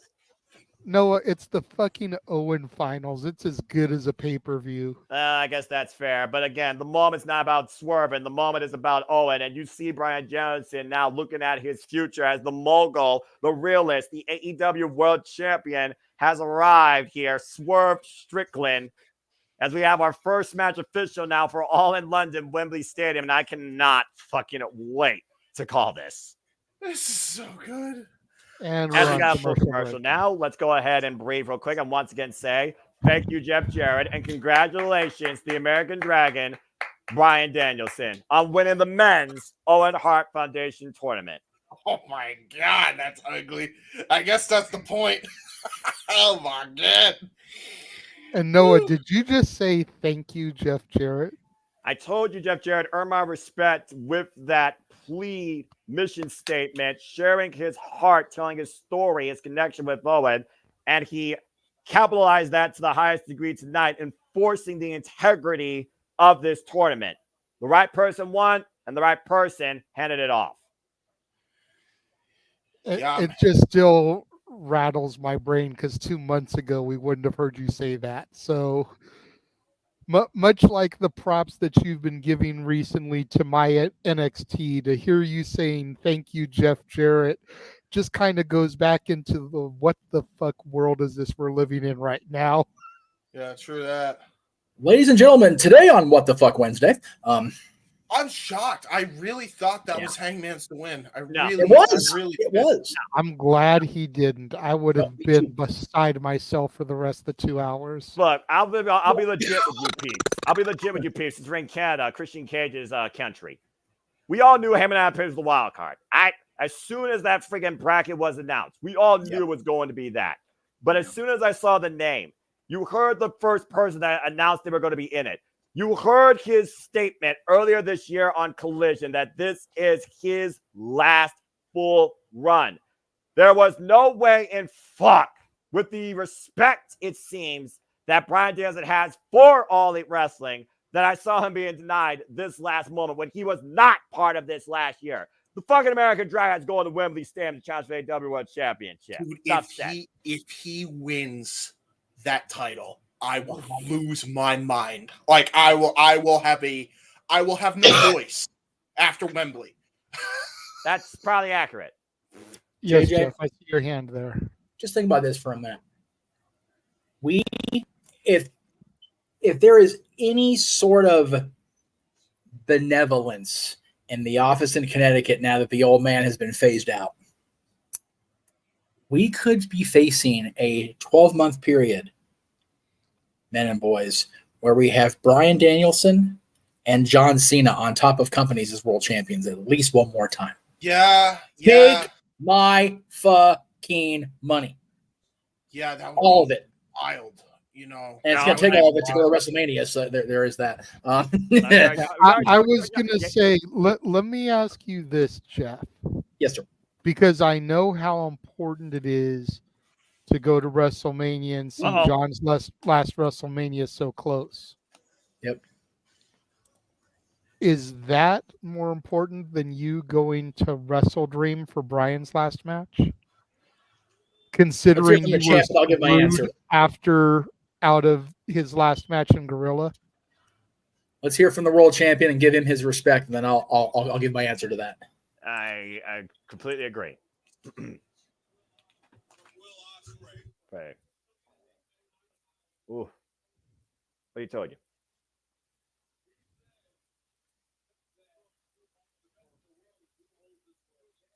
Best of the worst, who owns this world championship?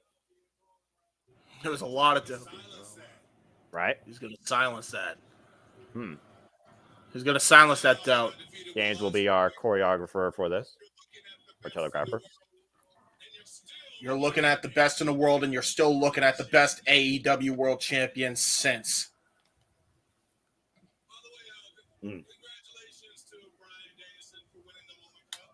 He said, congratulations to Bryan Danielson for winning the Owen Cup. Well deserved. It's going to be a true honor and privilege to face you in the main event of Wembley Stadium for the world title. I love that. But pick.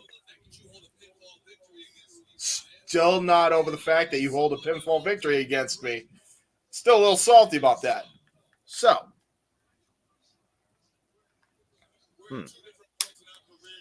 We're at two different points in our careers now. Me? Well. I'm the most dangerous man in AEW. I could argue that. Speaking of which.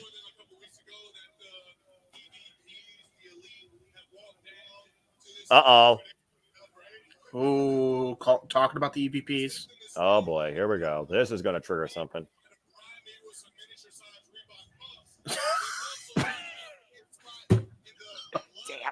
Shooting on their shoes.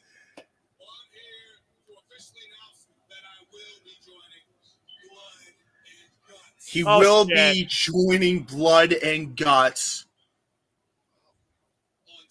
for Team AEW. On Team AEW. Shit. Oh, shit. That's 2 of 5.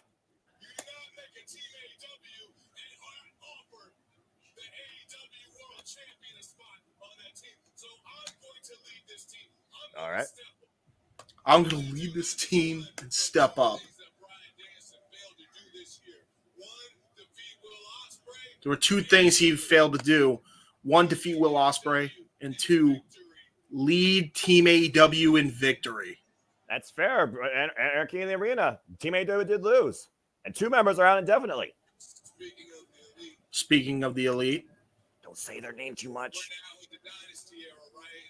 From the Dynasty era, right?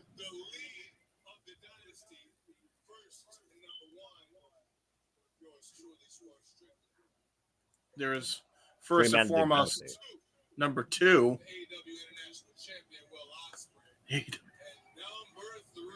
Ooh. Okada! Oh, shit. Okay. Wait, Swerve, you are not called Okada, are you? I offer you a challenge, Okada.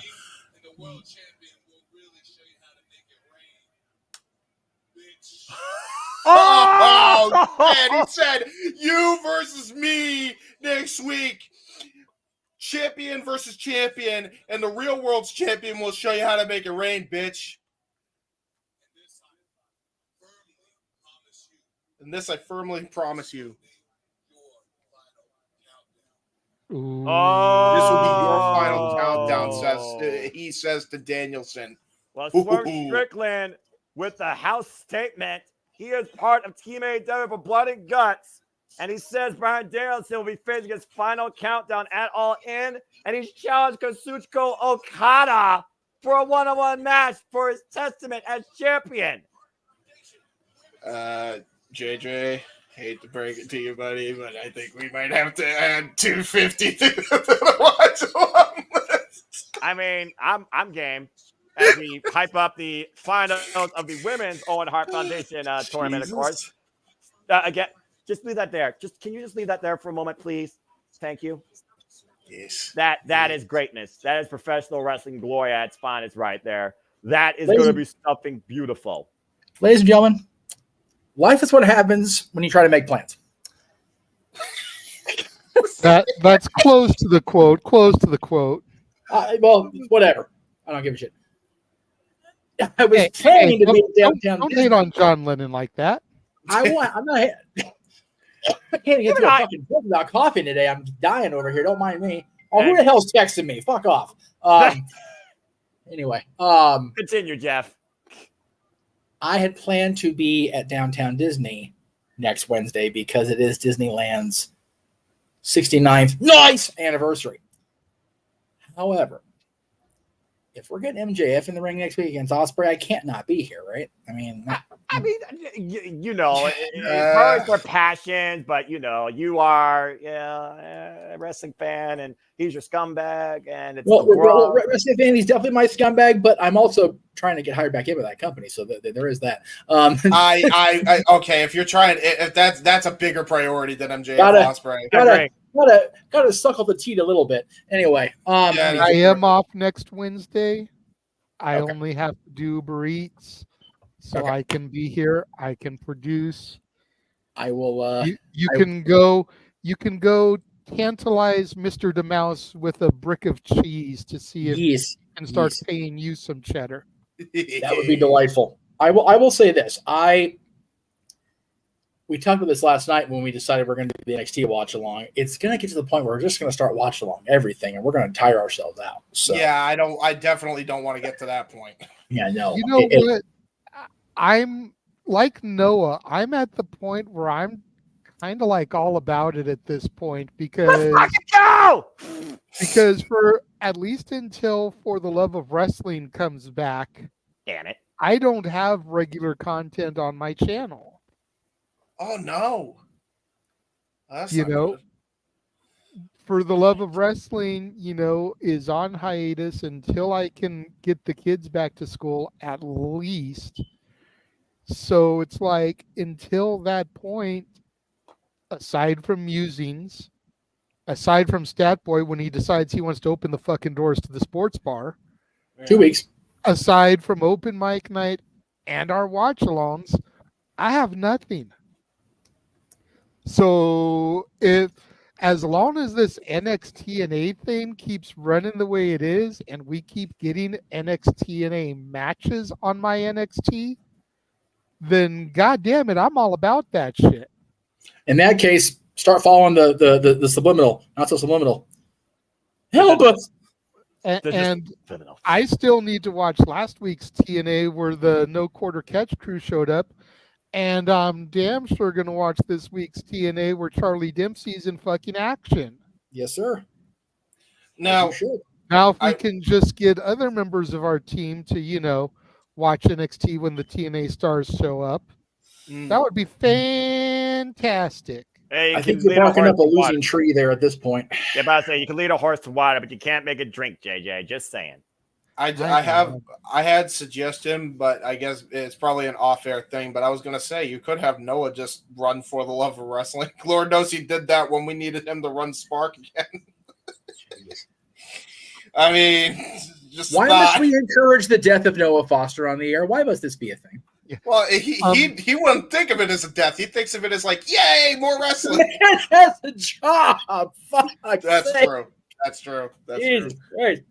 Can you show the image that I sent you, sir? I'm trying. I'm trying to get this image. I did load in as it is. There we go. Oh, good Lord. The Acclaim music video. No, that's why I'm not paying attention to it. Yeah, I'm just like, whatever. Yeah. What you all got? While I'm waiting for. Oh, by the way, in case people are wondering, Samoa Joe versus Chris Jericho goes next. Okay, good to know. I saw this match announced to replace the news, I guess. Yeah. From Stephanie Vacour. Yes, I'm trying. Lord knows I'm trying to get it. There it is. Oh, fantastic. Viva Vanna World Nightingale! Ooh. Whoa! That's NJPW Academy versus AEW versus CMLL for the vacant CMLL Women's World Championship. Hey, I'm cool with it. Well then. Yes. And by the way, I will say for everybody that thinks it's like Viva Van's pissed off with CMLL or AEW or New Japan, I think it's a personal reason. I remember that was specifically said by CMLL. There may be a very personal reason why she took the job with Florida. So let's hold our judgment for anybody in particular until we know the full facts of the situation. That's all I'm gonna say. From the person's mouth themselves in English or in Espanol. And if you want to really learn more Are about you- Stephanie, go watch are you her interview with Denise Salcedo. And encouraging responsible journalism. Shame on you, James. Yes, I am. This Yes. is wrestling. Yes, but you know what? I like being responsible because being responsible No, you don't. feels That's nice. a ball-faced fucking lie. This is wrestling in the digital social media age where all we do is spout out half-truths and lies from behind a keyboard, and we charge people to read it because people will fall for any fucking thing. Unless you're me, who literally just does this and have the phone in the pocket, like this man, who's probably the smartest man on the internet, now coming to the ring, Samoa Joe, as we get ready for the World Championship match. But I believe this match is happening this Saturday. Yeah, I'm looking forward to that one. Oof. That's Fantastica Mania. That was the pay-per-view they announced at the NJPW Resurgence. Yeah, I looked up at the TV and saw Joe straight dead staring. It did stop my heart like, oh fuck, Samoa Joe. I was scared. I mean, Samoa Joe literally said there's going to be no learning tree, no security, nobody that's going to protect you from my wrath. You have no idea what you're in for tonight. If we can get that, Aubrey's the ref. JJ, I swear on everything pure in my heart, I will go off on you if you do anything to disgrace Aubrey Edwards. Before we get to this match, I know Jericho's about to come out. Do we want to do a watch along for that as well? Because that looks like that'd be pretty cool. I'm game. I'll produce. You don't have to. I'll produce it. I was just saying. More content for you, James. Look, let Jeff make the Grabbers official for next week on Saturday if we choose, and let's just focus on the FTW. Y'all gonna die. I'm gonna survive because I have no off season, just like professional wrestling. Anyway, the learning tree has been the FTW. I just have one thing to say to everybody. Go ahead. Hi guys. Oh, hi everybody. Hi guys. I'm Noah Foster. I have to deal with fools from a learning tree here as I call an FTW match. Chris Jericho back in Canada after burning Hook's eyes, defending his For the World title in a Stampede Street Fight against Samoa Joe. So anything goes. Hey guys.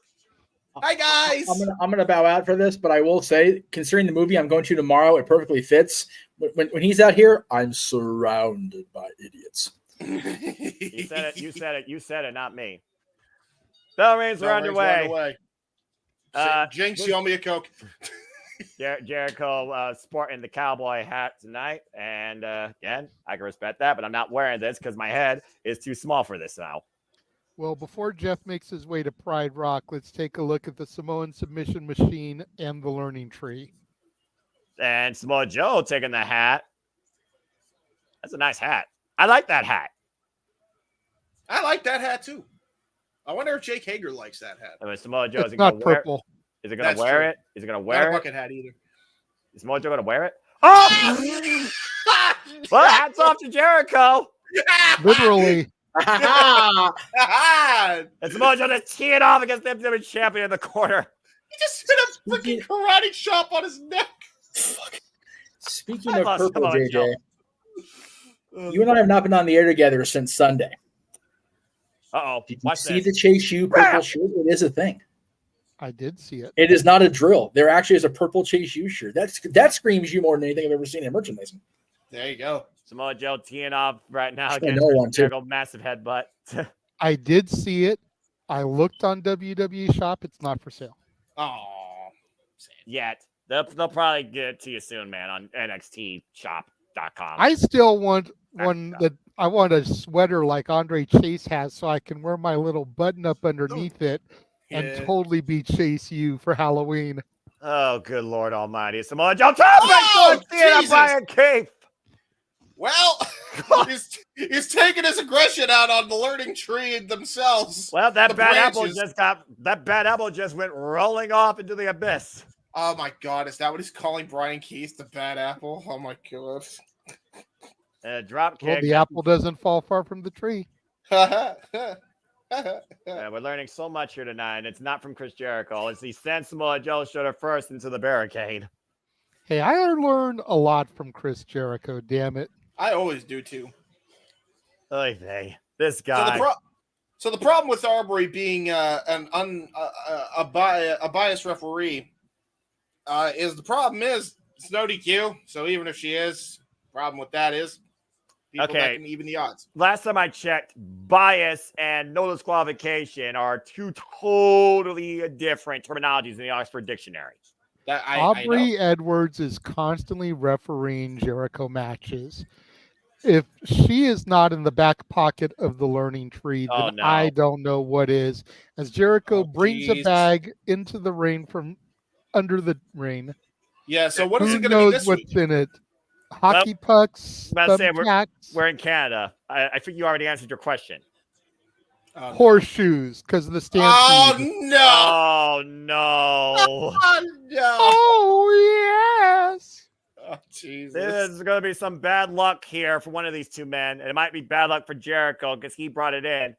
Now look at it. Lift Samoa Joe. No way he's drop suplex this man into those horseshoes. Joe, man. He's like, what the hell are you doing, bro? Oh, my gosh. Oh. The elbows, now the knees. The jaw. Now Samoa Joe coming off the ropes. Boot to the midsection by Jericho. Now Jericho going off to the side. Is Samoa Joe catching him? Oh, no. Oh, no. God! Jesus! Oh, no!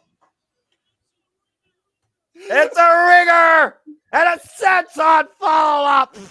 Oh, no! How many points that's worth in horseshoes? Cover by Samoa Joe. Count. Close only counts in horseshoes, not grenades. Well, that was a close near fall. How about that? There you go.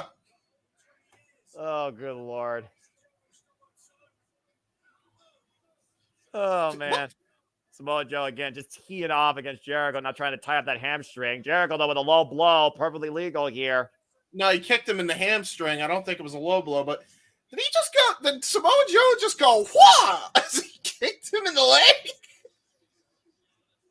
Did I hear that right? Yes, that is correct. We do have fun here, don't we? And right now, Jericho looking to hook Samoa Joe in the walls, JJ. But can Jericho make Joe tap here? I don't know how good of a hold he's got there. He may want to go for the OG Lion Tamer. I was about to say he could get more leverage if he went for the Lion Tamer. That's a very good point as we go to restaurant quality picture-in-picture. Oh, my gosh almighty. Not television. Yes. I finally made a gimmick possible here. Yeah. Anyway. What do you mean? You make a gimmick possible every time you speak. Do you not I don't realize understand. That's true. Yeah, you do. Still to come tonight, Global Glory 4-way with Claudio Castagnoli, Kyle Fletcher, the Bastard Pac, and NJPW Stone Pitbull, Tomohiro Ishii. I cannot wait to call that match. Oh, man. And Samoa Joe finding his way to, technically speaking, there's no disqualification. That's right, there's no disqualification. He can hold on it all night. Yep. And Aubrey actually remembered that. Aubrey did remember that. In our what? Anyway, Jericho He did something right for a change. She did. Even a blind squirrel can find its nuts. Anyway, Jericho right now with the full Boston Crab fully applied in the middle of the ring. What?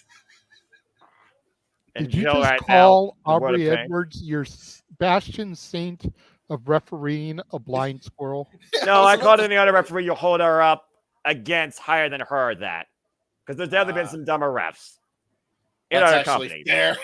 That's actually fair. Most JJ. recently seen also too, by the way. Anyway. Samoa Joe right now, again, in a world of trouble, unable to even lift off this full crab. AEW superstars ain't the only ones that can take pot shots. And Samoa Joe right now, again, I do wonder, can he find escape from this? Jericho all smiles right now, just wearing down the Samoan submission machine. As he's, grunting and pulling back for the walls of Jericho, he's screaming, "Hi, guys!" I think I figured it out. I think I figured out why Noah is so salty today. It's because Thea Hale won yesterday, and now she may end up getting a title shot against Roxanne Perez. And lose. And if she wins, then Noah's got to buy the Chase U t-shirt per his agreement. That ain't going to happen. There's nobody on Roxanne's level right now. That's why Stephanie Valkyria and Julia are your best two candidates, not even involved in WWE. Hey, Noah, congratulations. Look at the screen. You made another meme. Middle finger to the TV. There's a reason why I keep the internet in my pocket. Anyway. Yeah, true. If more people follow Samoa Joe's advice, I think more people would actually learn something versus what Chris Jericho's trying to teach people. As we're back here on Dynamite, again, FTW Championship on the line. It is a Stampede Street Fight. And a horseshoe to Jericho's head. Oh, yeah. Dang. And I do wonder, though, how much of an effect that Walls of Jericho is going to have on Samoa Joe the rest of this match. Samoa Joe not even back up on his feet yet, guys. Again, folks, welcome to our coverage of the special AEW Dynamite for the Owen Hart Foundation Tournament Finals. As we are back here in the Saladon in Calgary, Alberta, the home of Owen Hart. It's me, Swindle Foster, with Regular Wrestling JJ Williams, and, of course, James Hebert, your trio of all elite, usual pay-per-view commentary, but this feels like a pay-per-view, I guess, suppose. So here we are. And Jericho off the rope. Drop kick! Nice drop kick by Jericho. And you know what I realized? Jericho's gimmick is just Steve from Minecraft. Hi, guys.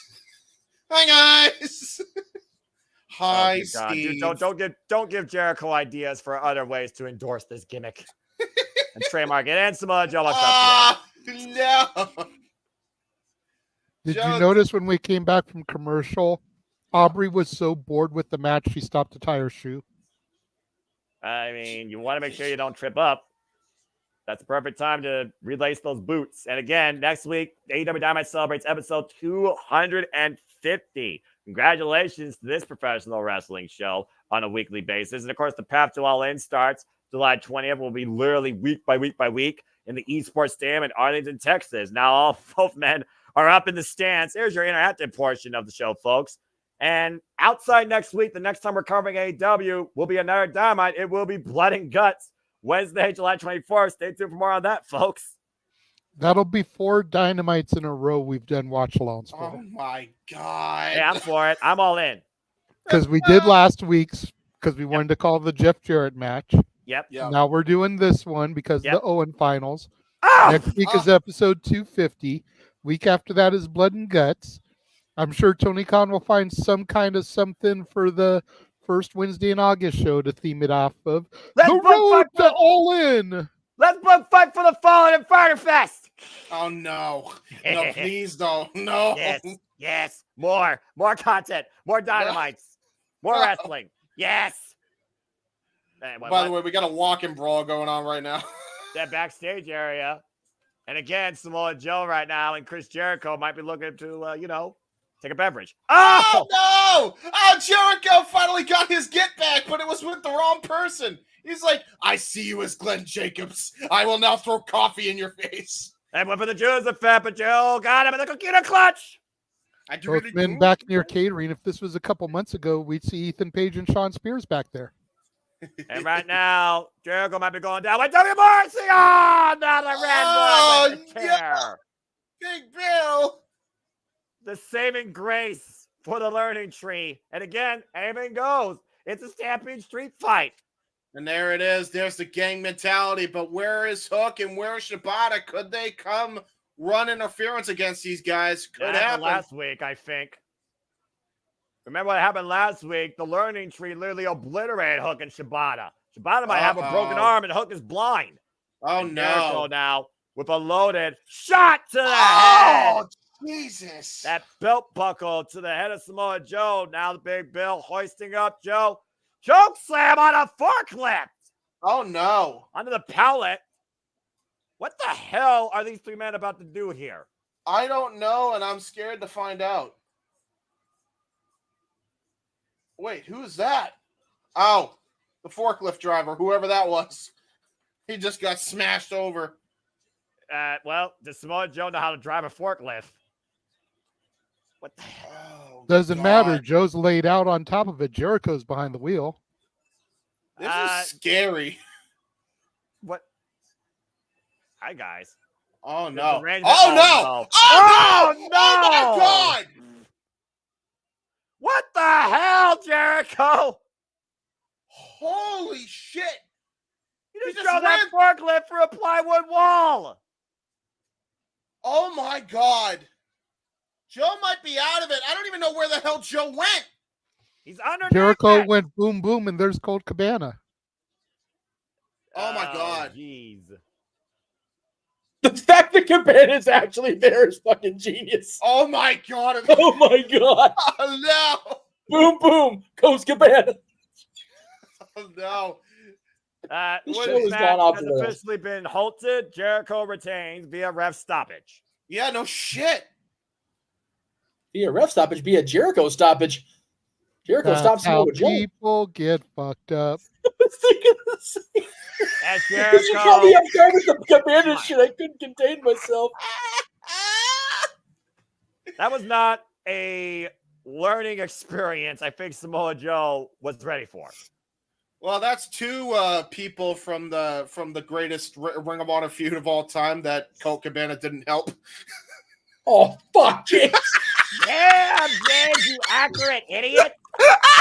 Oh, my God. We're going to hell for that one. That's it. Express lane. That's it. Here, wait. Hang on.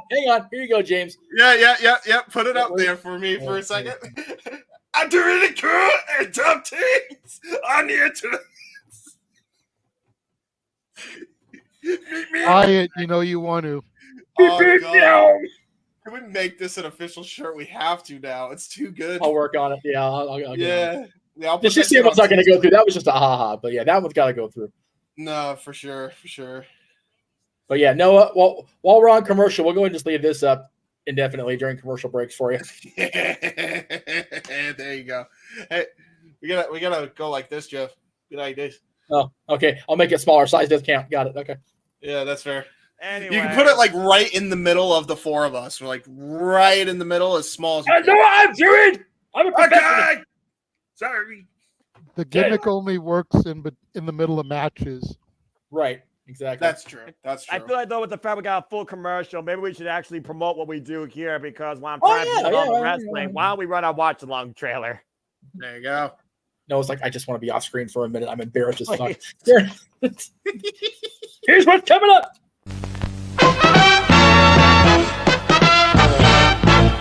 And now, preview time.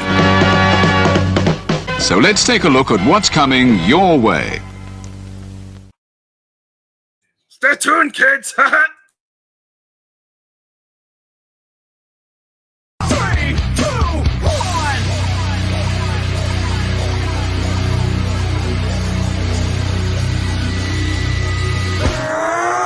Here we go again. Right now, let's go. Me and you, toe-to-toe. We can rock, we can roll. Here we go again. Right now, let's go. Me and you, toe-to-toe. We can rock, we can roll. You see it.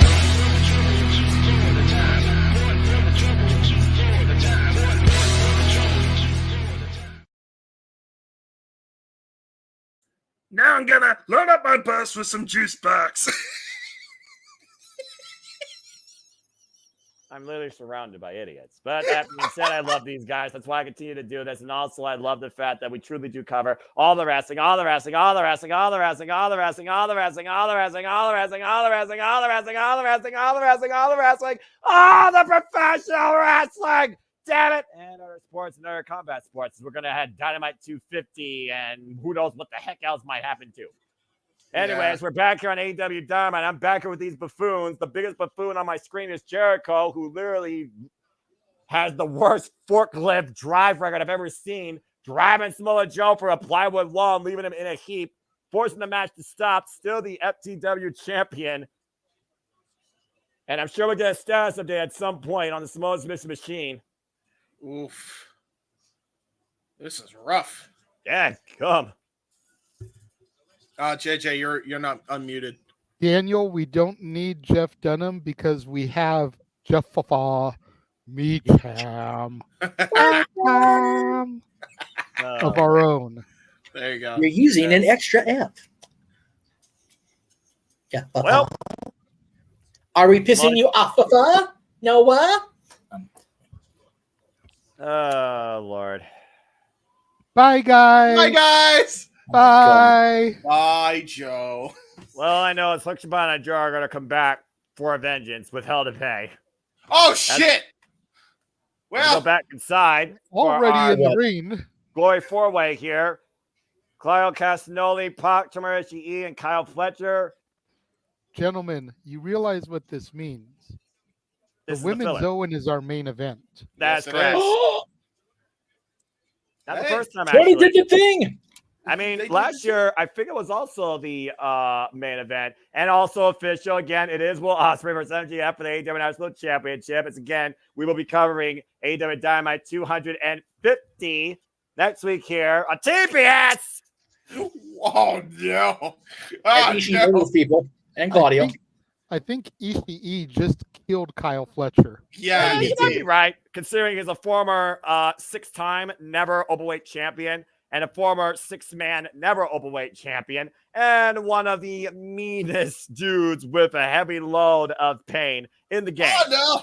Registered dead for 10 minutes and yet still is here alive today and wrestles like every match is his last. But unfortunately this year, he has not participated in the G1 Climax. Kyle Fletcher taking the outside, and Claudio Castagnoli, who's won his last 6 matches in a row on Collision, now teeing up against the Stone Pit Bull. So to everybody at home that asks why we don't broadcast the actual feeds, 1, copyright, 2, we would be in trouble for broadcasting an actual murder because Kyle Fletcher did. And Pac right now up in the corner. Samoa Drop Joe kick. Samoa Joe done died. Samoa Joe didn't die. He in distress. He in ambulance. Yeah. Joe going to the hospital is what you're basically saying, as we got Kyle Fletcher back in the ring. Yes, no. His name is Joe. He need an ambulance. He in an ambulance. Kyle Fletcher, one of the luckiest some of my bitches in pro wrestling. Right? Yeah, for that. Fletcher goes down off the Rana. Now Pac in control. Uh-oh. Fletcher, though. Uh-oh. Uh-oh. Maybe giant swing. Oh, and Fletcher with the super kick. Oh, Kyle, you could tear a quad doing that. Yeah, Kyle just got punched in the quad by Tomohiro Ishii, and now we got Saedos for everybody. You get a Saedo, and you get a Saedo, and you get a Saedo. Everybody gets a Saedo, says Tomohiro Ishii. The biggest fight in the smallest guy in any match. That is the Stone Pit Bull. Gut wrench by Claudio. Jesus. Just chucked Ishii like a sack of potatoes. Yes, we talked about before the strength of Claudio Castagnoli. I'm just saying. Freaking Claudio tossing Tomohiro Oprah over the top rope there. And Claudio up and over. Corkscrew. Plancha wipes the field out. How about his athleticism? He just takes up. What the? Claudio is. And we go to picture-in-picture. Fuck television. Oh, no. That Claudio. JJ, an uppercut to Kyle Fletcher, bending him over the guardrail there. JJ, I want to be Claudio Castagnoli when I grow up. What do you mean when you grow up? You want to be Claudio when you grow Claudio. up? Yes. I see what I said. Contradict me, goddammit. My Watching show. out Pac on the opposite side, going from north to south. 3 Days Grace said that once. That's valid. I need to eat. Go to a hospital or a local medical facility. Yeah. WWE. Fuck off with that nonsense. Yeah, local medical facility, local hospital, whatever you call it. Just call it hospital and let's actually speak like a normal person. Oh, wait, that's right. We're talking about a bygone era when people didn't know how to speak because it was all controlled. Mm-hmm. Anyway, AEW just had to remind me we still have to listen to that. See, you know what? Oh dear. Mercedes Monet is going to be discussing. See you next Tuesday. Right? Irish Oh, win. I'm just going to focus on the monitor. B-O-O. Kyle Fletcher with issue with the counter though, and Kyle Fletcher driven into the barricade. Kyle Fletcher, former Ring of Honor World Television Champion. Can we just rerun the Acclaimed music video and bump her segment? No. Oh, God. No. God. To be fair, at least she turned heel. She's in her proper role. When was she a baby face? No, that's true. But now Depends she's who you ask. You talking about how she turned heel. When was she a face? Depends on who you ask, if we're being perfectly honest here. She was about 30 seconds in Boston when she debuted. Boston. No. She wasn't a face. She spat in the face of her former employer 2 different times by walking out. True. Exactly. Okay. And now she is a full now? heel. So it's okay. And a dual champion. With Claudio, Kyle Fletcher in the opposite corner. I sense disaster. Yeah, it's I amazing sense what happens when you have creative control. Hey, to be fair though, without Mercedes and whoever the fuck she brought in to write the women, we wouldn't have the women in the main event in the rightful spots. So there is that. And we wouldn't have Stephanie Valcour getting a hell of a job this afternoon too. Yeah, true that. Congrats again to Stephanie Valcour, and I wish her the best in her next chapter of her ever-evolving career underneath the banner of NXT. Mera now in America. Yeah, this is America. I need her and Julia like Survivor Series weekend or some shit. True that. I agree with that. You go back and rewatch their first match for the NWW Strongest Championship when she first became a champion in Stardom. Earlier this year in Corrigan. Wow, God! Superplex by Ishii on Claudio. And all 4 men down. Claudio is a solid, massive human being. It's ridiculous he's getting thrown around like that. You were saying, JJ. I just said it was a car wreck. But it is a car wreck right now as we're back here at Fatal 4-Way. Again, Cloud Casanova, Tomoyoshi, Kyle Fletcher, and Pac in what's being called a global glory forward. We got 4 nationalities represented here: Switzerland, England, Japan, and Australia. Yeah, I was about to say, you would think this would be a number 1 contendership for the International Championship. However, we don't know what's going on yet.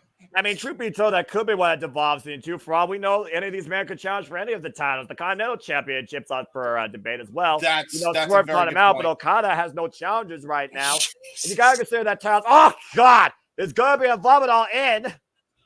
Misdirection headbutt. Kyle Fletcher taken down at the miscue with Claudio. And is she taking control? Oh, Jesus. Oh, God. Oh, my God. Poison Rana, Wheeler Yuta's made his way down to the ringside area. That must have happened during the commercial break. Oh, shit. Wheeler Yuta's actually alive. I'm surprised. Wheeler Yuta has been in Claudio's corner since the start of the match, to be fair. But I understand. I didn't see him come out. Oh, fuck. Explosive lariat by Ishii. Action fast and furious here, as expected with these 4 men. These specimens of professional wrestling. Ishii for a pile driver. And Fletcher with the cover. 2 counts.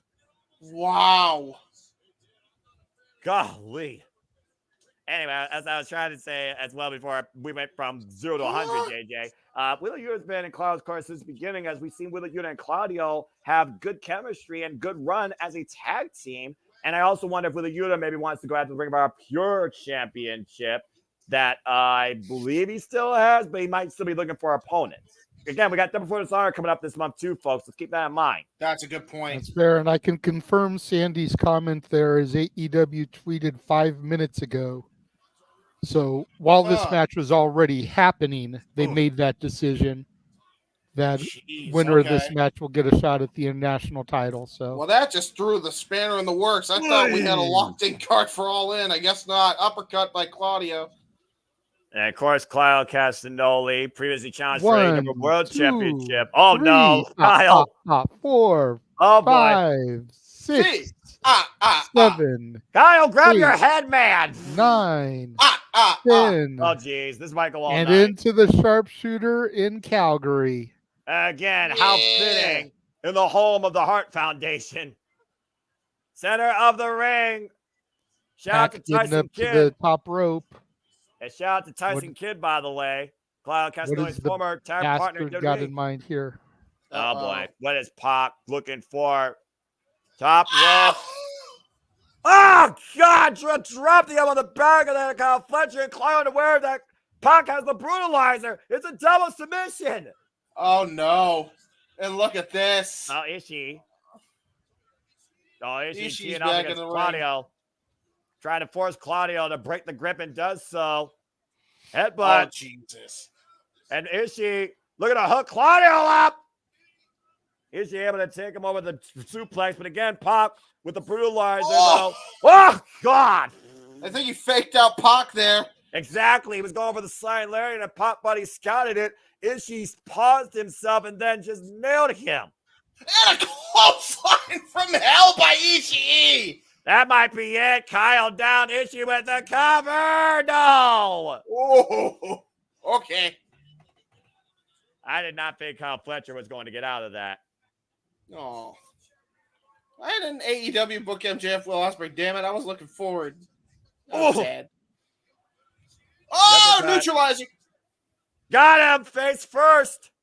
Shoot the half the cover. 2. Pop breaks it up, though. And Pop, the first Mid-Atlantic / of course, now known international champion. Let's keep that in mind, guys. Pop was the inaugural champion of this title that they are challenging for. That is a very good point.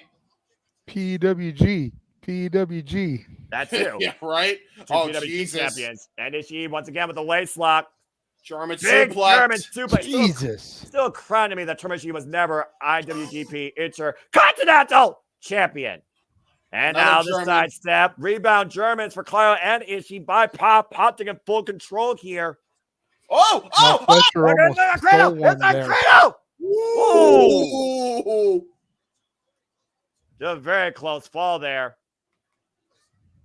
And Pop, the boot to the face, and Pop. Uh-oh.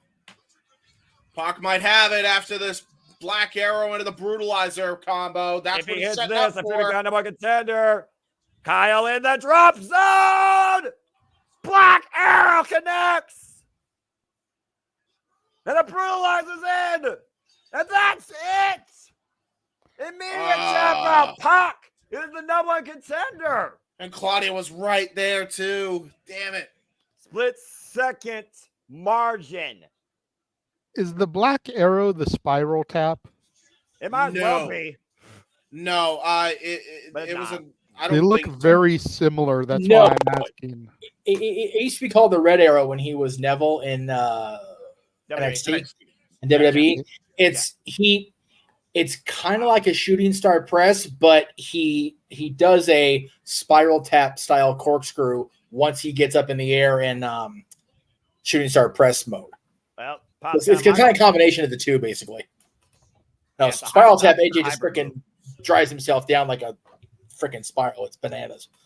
Yeah, that's what I Swerve missed that did shit, back but in- he ain't doing that at back in his age. He ain't crazy. Doesn't mean No, he won't Pac try is and on pull it the out mic, if he by the absolutely way. needs to, Jeff. I'm here for that if he does. that makes sense. And no, we're not doing a watch along of that show, damn it. It's too fucking early in the morning. What show? Whatever show Eddie is going to be on. Oh, the Pro Wrestling Noah show against Marufuji. Yeah. Oh, okay. What? Noah see can't some- call it and James can't produce it? Well, Wrong you with you, kindly Mitchum? stop booking my account. All the content, all the content, Yes. all the content, companies. all the the companies. content. Let's add damn it. Marigold. Let's add Io Shirai versus Utami Hayashi inside of the schedule. I broke Jeff, come back, please. Jeff, you're fine. We're just messing with you, bro. I'm kind of serious. I'm kind of serious too. I want to really call the Queen versus. Yeah, but you too. So Pac is going to challenge either MJF or Ospreay. I can Yes. see why they didn't decide to go with MJF versus Ospreay. I can see why they're going with Pac because that's for the UK crowd for sure. Yeah, That's I think, absolutely- I think Pac's challenging for the international championship at All in Wembley. I think he's calling his shot there. Yep. Yeah. I think the match for Max is going to be Danny Garcia at this point. Yeah, I agree. You know, it's funny. Paquette backstage. He keeps calling him Danny Garcia. I think that's done by design to invoke The Rock's ex-wife's name because her name is Danny Garcia. So, damn. Renee, you go. You own up who you are, dude. Renee, don't. Good job. Oh no. Oh jeez. I wouldn't mind seeing this match personally. Buckshot Larry versus Rainmaker. God damn it.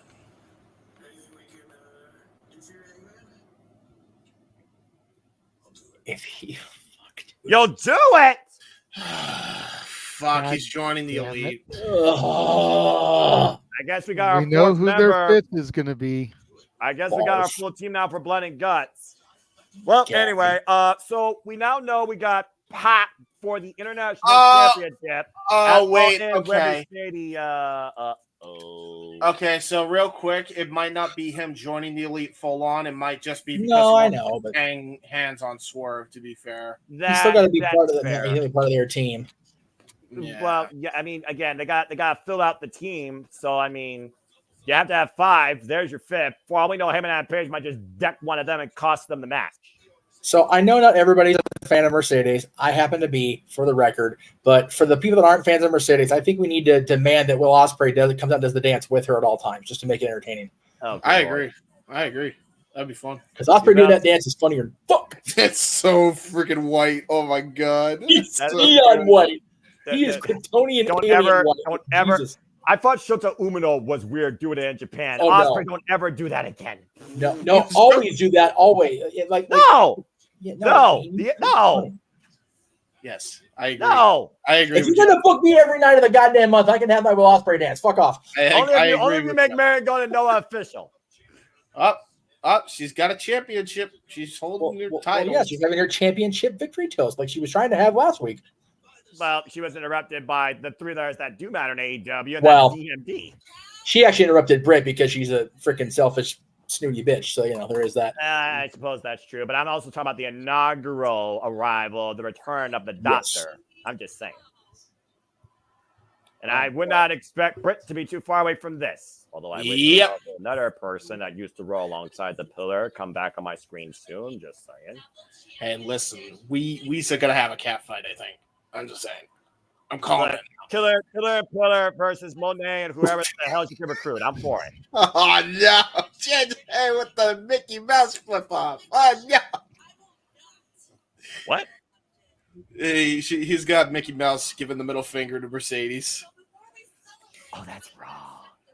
JJ.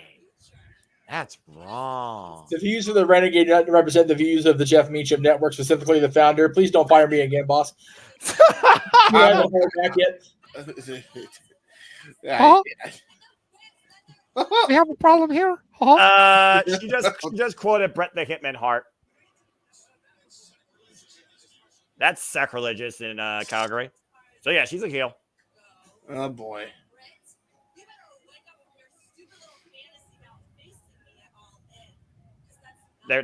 I'm for this build. I want to see Britt tell her apart verbally and then tear her apart physically. I'm for this match at all in. It's gonna happen. It's got Mercedes. It's gonna happen. It's got to be. I hate to be that guy, but it's gonna happen. Hey, I'm fine calling DMD the face of TBS. I'm perfectly fine with that. I'm happy with either one. To be fair, I can't. I mean, both definitely draw attention to the channel. True that. Raise it up with the Doctor will see you now. Are you kidding me? She's really angry. Here comes, say it with me, folks. Dr. Britt Baker, DMD. And don't you forget it. She's gonna make this guy. Oh no! Forearm to the security guy. Man. Security guy. Oh no! That DMD shit! Denied getting her hands on that CEO. Oh that security's not paid enough for this. Oh no! Mercedes galloping away. Yeah, I was about to say. She wasn't best for a fight, clearly. Yeah, galloping away in those heels. Bitch, bye. Freaking Britt came out there. The around like a horse in the Stampede. Oh my God! Freaking Britt came out there and gave that security guard some cowgirl shit up to the forehead. Well, how many horses had to lose their tails for her to have that hair? Jesus Christ, Jay. God, Jay. Well, Dynamite Breaker DMD has made her story and her intentions known. She knows what her vision and motivation is in the present or the future. She wants that TBS gold. She just wants a piece of Sasha's ass. I'm just saying his ass, first off. I mean, What hey, ass? you know what? I like a piece of that ass too, but you know. What ass? I don't even care right now. Britt Baker's back, and she's a baby face, and she's a badass. Fuck everything else. I'm here And for coming it. up Go next, on. it's the reason we're also here. It's the women's tournament finals, the Owen Hart with a Nightingale Mariah May. That's our main event. I think that's part of why Mercedes is so mad. Britt's got more ass than her. Britt got a nice ass. I'm not gonna lie. I mean, both of them do. I disagree. I think they both have nice aces. Oh, good Lord. Y'all are crazy. Like I said, and Aaron, actually, I didn't get a chance to say it on air because we didn't get a chance to throw it out there, but Aaron privately acknowledged that I had said when I got home from the Nikki and Bree show that Britt was going to be back like sooner rather than later because she looked in the best you've ever seen her in, what was it, 3 days? Yep. Give or take. Yeah. While we're talking about that really quick, I am going to bring this up in open mic night, but I just want, I put a tweet out before we went on the air. You say her last name, Valkyr? Did I say her last name? Stephanie Valkyr. Yes. Yeah, Valkyr. Thank you.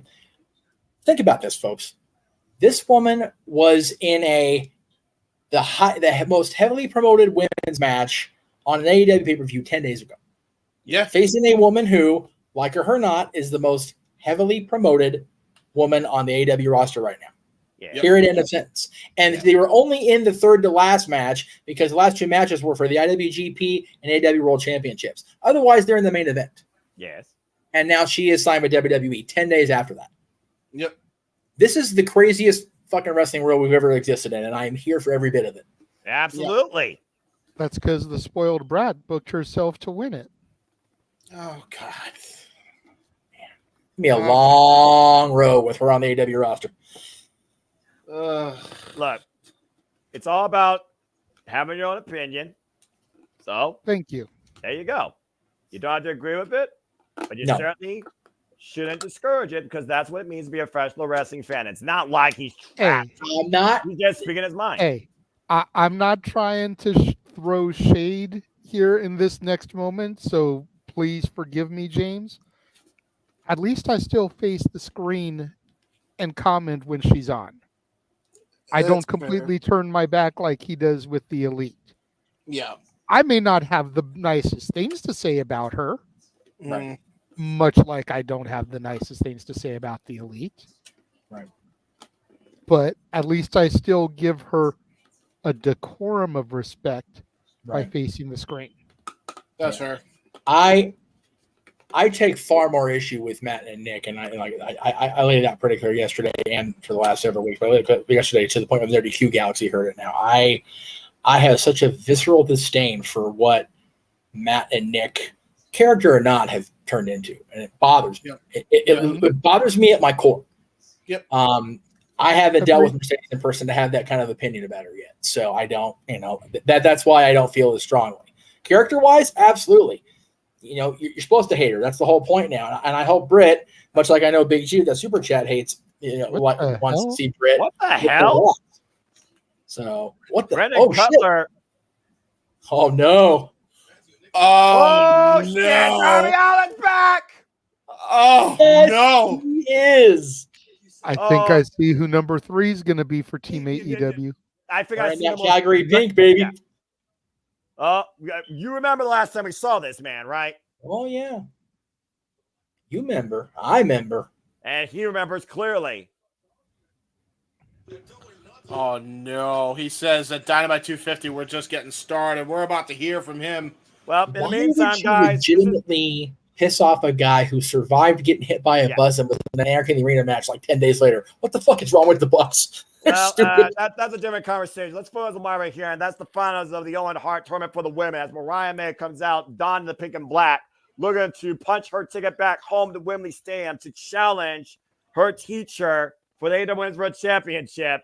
Time for our main event, guys. Let's get serious.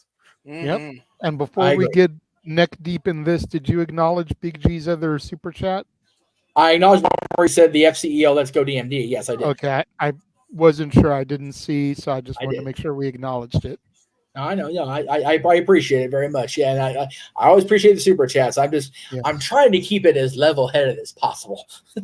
Let's just try to make sure that we share the love to other channels with the super chats. Yes. Oh my God. She's wearing the Danger Enough is Enough era. Yes. Yes, she is. We're going to become a God damn it. I love you, Willow. Consecutive Owen Hart Foundation tournament winner. Last year's winner who beat Ruby Soho in the finals. Dude, Mariah and Tony's the money match, but damn it, if Willow wins, I ain't gonna be mad at it with that outfit. Damn, that's awesome. Willow Nightingale previously challenged Tony Storm, of course, for the AEW Women's Championship, of course, at Forbidden Door last year. Okay, so before we get neck deep into this, by the way, as JJ was saying, let's definitely spread the love of super chats for sure. All three channels that are monetized. Yep. I got freaking Jason Sensation going through my head. I look like a damn road sign. All right, Justin Roberts. Let's get the introductions. I'm already. This is the number one reason I'm calling this show tonight. Yeah, and Mariah May rocking the pink. Oh boy. Freaking Lou for the Butler. From London, England, Mariah May, who, of course, punched her ticket, beating Saraya and Hikaru Shida. Long Island, New York. An orthodox, bubbly, smiling, former AEW Strong and TBS Women's Champion with victories over Chris Statlander and Serena Deeb, last year's winner, Willow Nightingale. Long Island, New York, by the way, the original home area of one matriarch, Helen Hart. Mm-hmm. So there you go. Both of them representing in a way. We got Mariah May to the left, Willow Nightingale to the right. And here we go. And despite your botch, I respect the fact you did that for this match. Here we go, guys. This is why we're here. The finals of the Owen Hart Foundation Tournament for the women to see who has a timeless encounter waiting for them at Wembley Stadium for the AEW Women's World Championship. Now, guys, we've been talking since the tournament began that Mariah versus Tony is the money match. Yep. But what about Willow Nightingale? Like, I feel like so many people wrote her off in this tournament because we all thought it was going to be Chris Statlander. And we've got the opportunity for her to be a two-time Owen winner and go on to the biggest show in AEW history for the Women's Championship against the Timeless One. Does Willow have the ability to vanquish Toni Storm if she gets the victory here? Well, there's one thing you can say about Willow. Again, the babe with the power bomb and her unorthodox sense of power with the gut wrench. We truly can never count Willow out, and she has had a tremendous last year. Again, let's think about what she's done. She won last year's Owen Hart tournament. She main evented Ring of Honor pay-per-view for the Ring of Honor Women's World Championship. She won the NWW Strong Women's Championship inaugurally, and she became the TBS champion, beating Julia Hart. Whenever we fought Willow Nightingale was not going to have her moment, she has surprised us when we least expected. And this is the biggest opportunity to date to make history more than ever, to become a two-time Owen Hart Foundation tournament winner. Oh, a shoulder tackle by Willow Nightingale. The babe with the power, of course, right now. And you see the two. Mariah May, though, of course, who came in AEW this year. The protege of Toni Storm. No stranger to tournaments. Nice drop kick. And, of course, Mariah May, she's been winning her matches the same consecutive way in this tournament, guys. That outside leg capture bridge. Single leg capture bridge. And I wonder if she's going to be able to do that tonight with Willow Nightingale, her biggest opponent to date. Yeah, that's fair. A very good question. And here's Willow's got the size and she's got those thick thighs. It may be more difficult for Mariah May to lock that in on a bigger opponent like that. But look at where she's lined up, though. She might be trying to go for. It looks like she's going to try to Go for a backbreaker of sorts here.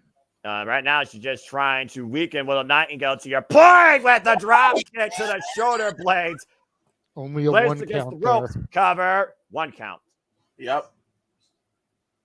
And Thomas Tony Storm watching on from ringside. You know she's been giving her advice because Tony Storm knows how to beat Willow. And again, this Saturday on Collision, before Kadoza Takeshita competes in the G1 Climax, he will take on Dynamite Kid Tommy Billington. Wow. The son of the Dynamite Kid, the other half of the British Bulldogs. And next week on AEW Dynamite 250, again, our card is very stat. AEW National Championship, Will Ospreay versus MJF, and much more. And you see Willow right now. Take him May around. Cover. 2 count only. And it is official. It's Champion versus Champion. Swerve Strickland versus Okada. Fall away with a smile. 2 counts. With the cross body. Interesting show. Man, they loaded this Dynamite up, huh?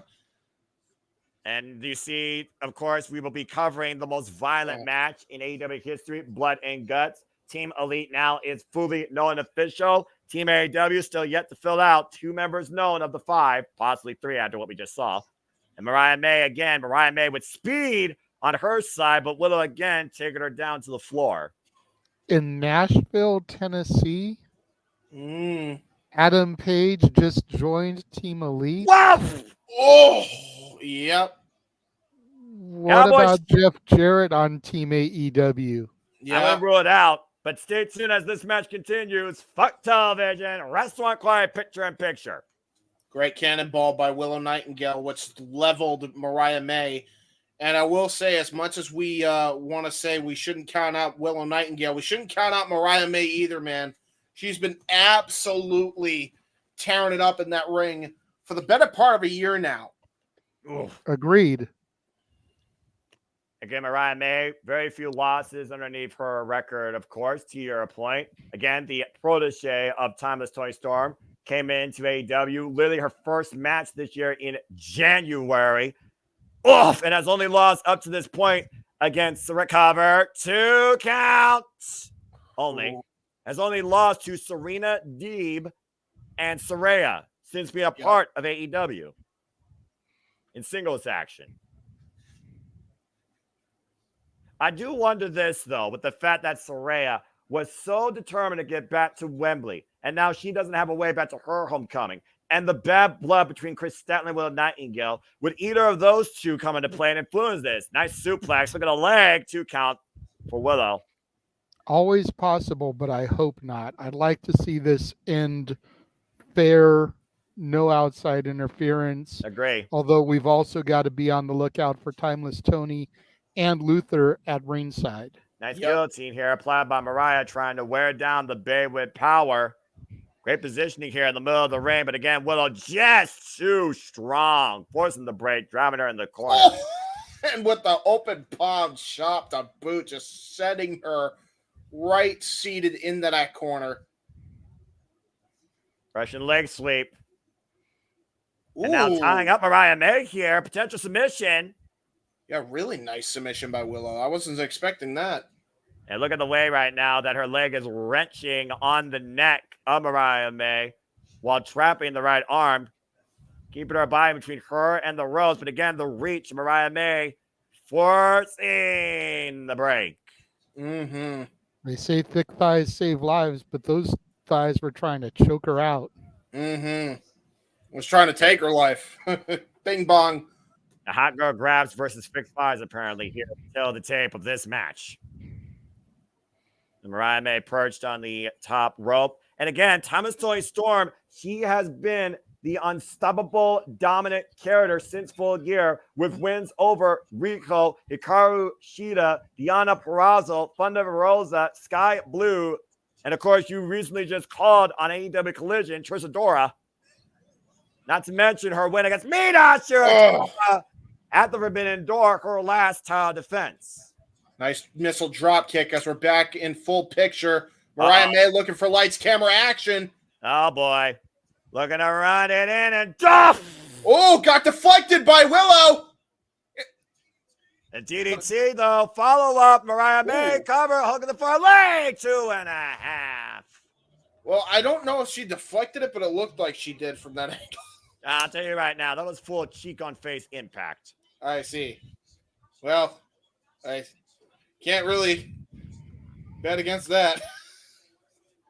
Again, her 20th AEW match could be all in, guys, at Wembley Stadium for the AEW Women's World Championship. Think about that.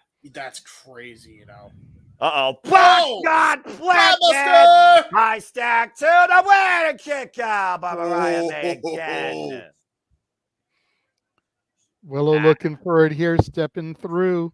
Could Willow be going for the sharpshooter here in Calgary as well? I mean, it's been all nodded tonight throughout the show. Yeah, well, with those long legs, forget about it. There's no way. Mariah May able to use those legs to her advantage to get out of that submission attempt. And you do wonder, though, JJ, you talked about, again, Willow Nightingale and the opportunity at hand. But what about Toni Storm? Do you think that she wants to face Mariah May more at Wembley Stadium? I mean, it seems like Toni Storm has fully endorsed Mariah May as her protege, but does she fear that maybe her star is getting too bright that could surpass her possibly? That's a fair thought. It also could be Toni thinking that she knows she can beat her protege. So that's just an easy victory for her. Toni could be too cocky at this point. Very well could be, but I don't know. We'll see when it goes, what goes down in Wembley. But right now we got to make it past this Big match. boot by Willow. And Great again, big boot. stopping Mariah May's momentum. Now Willow going up to the second row. Oh, Grizzly Magnum by Mariah May. Now Satisfaction guaranteed. Duff! She got all of it. Got all of it. Hug of the far lane to win the Owen 2.5 again. Another Canadian great, by the way, JJ. Yep, we've had tributes to Chris Benoit, the Hart family, and now Trish Stratus here this evening. Mariah May right as now. As well as Lance Storm with that Canadian Maple Leaf earlier. It looks like Mariah May, though, might be poised for an opportunity. Yeah, it looks like she might be setting up for a possible scissors kick or a running knee strike. Got countered. Roll through. Nope, wait a minute. Changing position, trying to hook her up. Oh, Fisherman Buster! Coming with the bridge! 2 count! Ooh. Barely able to kick out of that. Up in the fireman's carry. Mariah, though. Wait, swing and a miss. And oh no. Whoa! Oh, God! Tried the pounce, and Mariah May able to hit a headbutt both women down. Jesus, Willow just ran into a boulder. Yeah, she did. Oh, my God. Beautiful fisherman buster, though. Low arc on that bridge, and to your point, wham! Jesus. What is this? Wait a minute. Who is that? Oh, no. It's a guy with a hoodie on and a skinny. I think I know who that is. Oh, no. God, Chris Statlander and Stokely! A cheap hit and run! Not like this! You gotta be kidding me! Stokely, you raggedy bitch. Stokely, you raggedy bitch. You raggedy bitch. Again, Mariah May and Stephon Smith completely unaware of it. Oh, I'm sure Mariah saw. I'm sure Toni saw it. Toni definitely saw it, and she got her opening and knee. Flash knee strike cover, Mariah May. No! It was a 2. It was a 2 count. What? Willow was able to kick out despite the shenanigans. Wow. That is heart right there. That's crazy. There you go. Oh, man. And for the fireman's carry, Willow again finding bat, though. Oh, that's that leg trap. Leg trap. That bridge, too. No. She got it. She got out of it. She got out of it. That's the first time somebody's gotten out of Mariah May's capture pin. Damn. And again, we're going to stay with this as long as possible. There has to be a winner. Wow, God! Oh, what a lariat! Hook of the near leg to win the Owen kick out again! Oh, Jesus. The freaking men are sitting back there going, well, we told them to follow it, and they sure as shit are. What were you saying, JJ? The Willow's feeling it. The straps are coming down. Uh-oh. Possible gut wrench attempt. And Mariah May, though, looking towards Timeless Toni Storm Cannonball. one last sense of advice. The cannonball in the corner. Oh, whoa! And that might be it. Up in the fireman's carry. Death Valley driver incoming. Center of the ring. Wait, counter. Mariah May. The roll through. The hook. Up off legs. And She got it! shot it! Mariah May did it! Mariah May has won the Owen and will be facing her 20th match. Timeless Toni Storm for the AEW Women's World Championship at All In at Wembley Stadium. And Willow Nightingale, ever the athlete, the good sport, shaking Mariah May's hand, congratulating her. And for the first time since the two came together, teacher will face protege. Ultimate fan will face her mentor. JJ, you are going to get your ultimate cinema masterpiece. Capture your graphic, man. It is Timeless Toni Storm versus Mariah May for the AEW Women's World Championship at All In. And there they are skipping down together, going towards the ramp. And again, Mariah May skipping towards her ultimate glory earned. And you see the championship. Mariah and the May cup. just Toni with the belt. What? And she's whipping her with it. I knew it! I knew it! I knew it! There can only be one at the top. And now cracking Luther. Oh! Oh my God! Mariah May just starstruck the AEW Women's World Champion and her butler. Whipping Luther like a government mule. With He the has Owen Hart used Toni this Championship. entire time. Toni is bleeding. Oh my God! Timeless Toni Storm in a whole different color, not black and white, Luther but red sent tonight. off And the announce stage through a table. Oh my God! Evil Glamour has arrived, gentlemen. Oh, Toni, no. Timeless Toni Storm, a bloody mess and broken-hearted. Oh no. And now using her high heel to bloody her even more.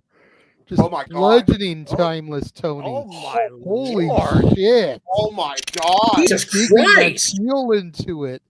This is a side of Mariah May I have never seen before. Didn't even know I'm here for it, existed. though. And JJ, you and I talked about Owen Hart and how And now she underregarded. knocked down Aubrey Edwards. Whoa! Good for Mariah May.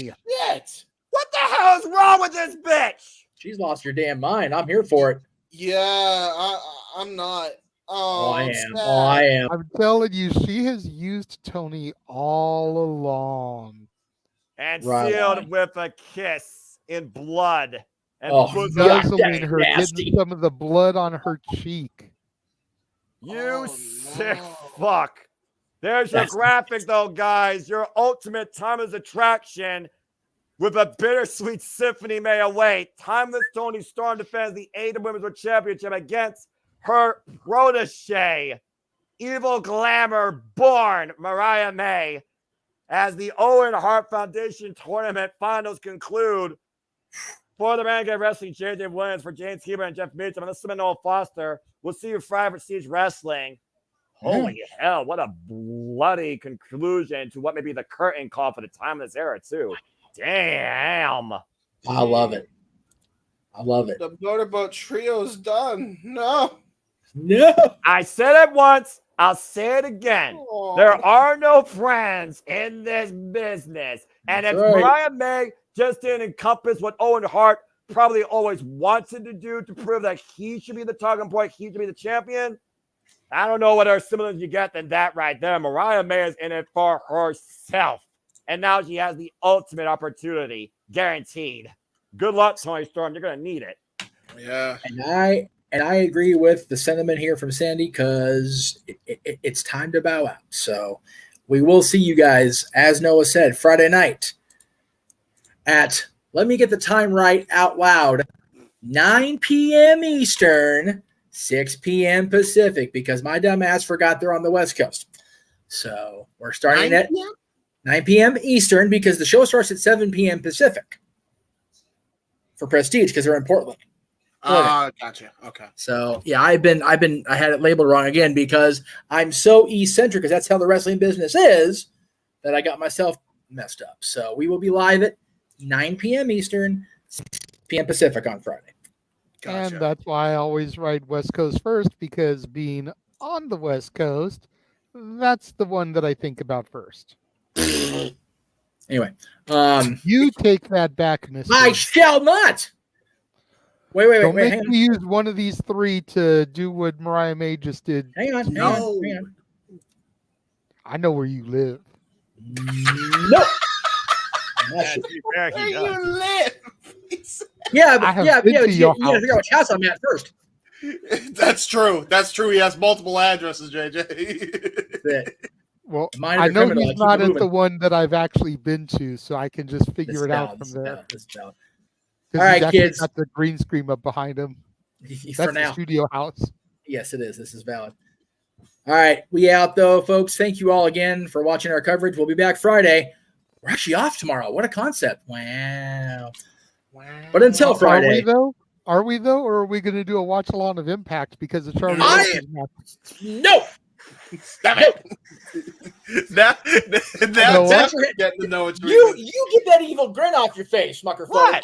To be honest, I saw you. I didn't say anything. You didn't need to say nothing. Tony Khan look. Jeff, to be fair, with the amount of times we torture this poor soul, I think you were just due for this time. It's valid. All right, kids, we're out of here for real. Good night. Have a good night. We'll see you Friday for Prestige Wrestling's Combat Clash up in Portland, Oregon. Good night. The Jeff Meacham Network's Multiverse of Media.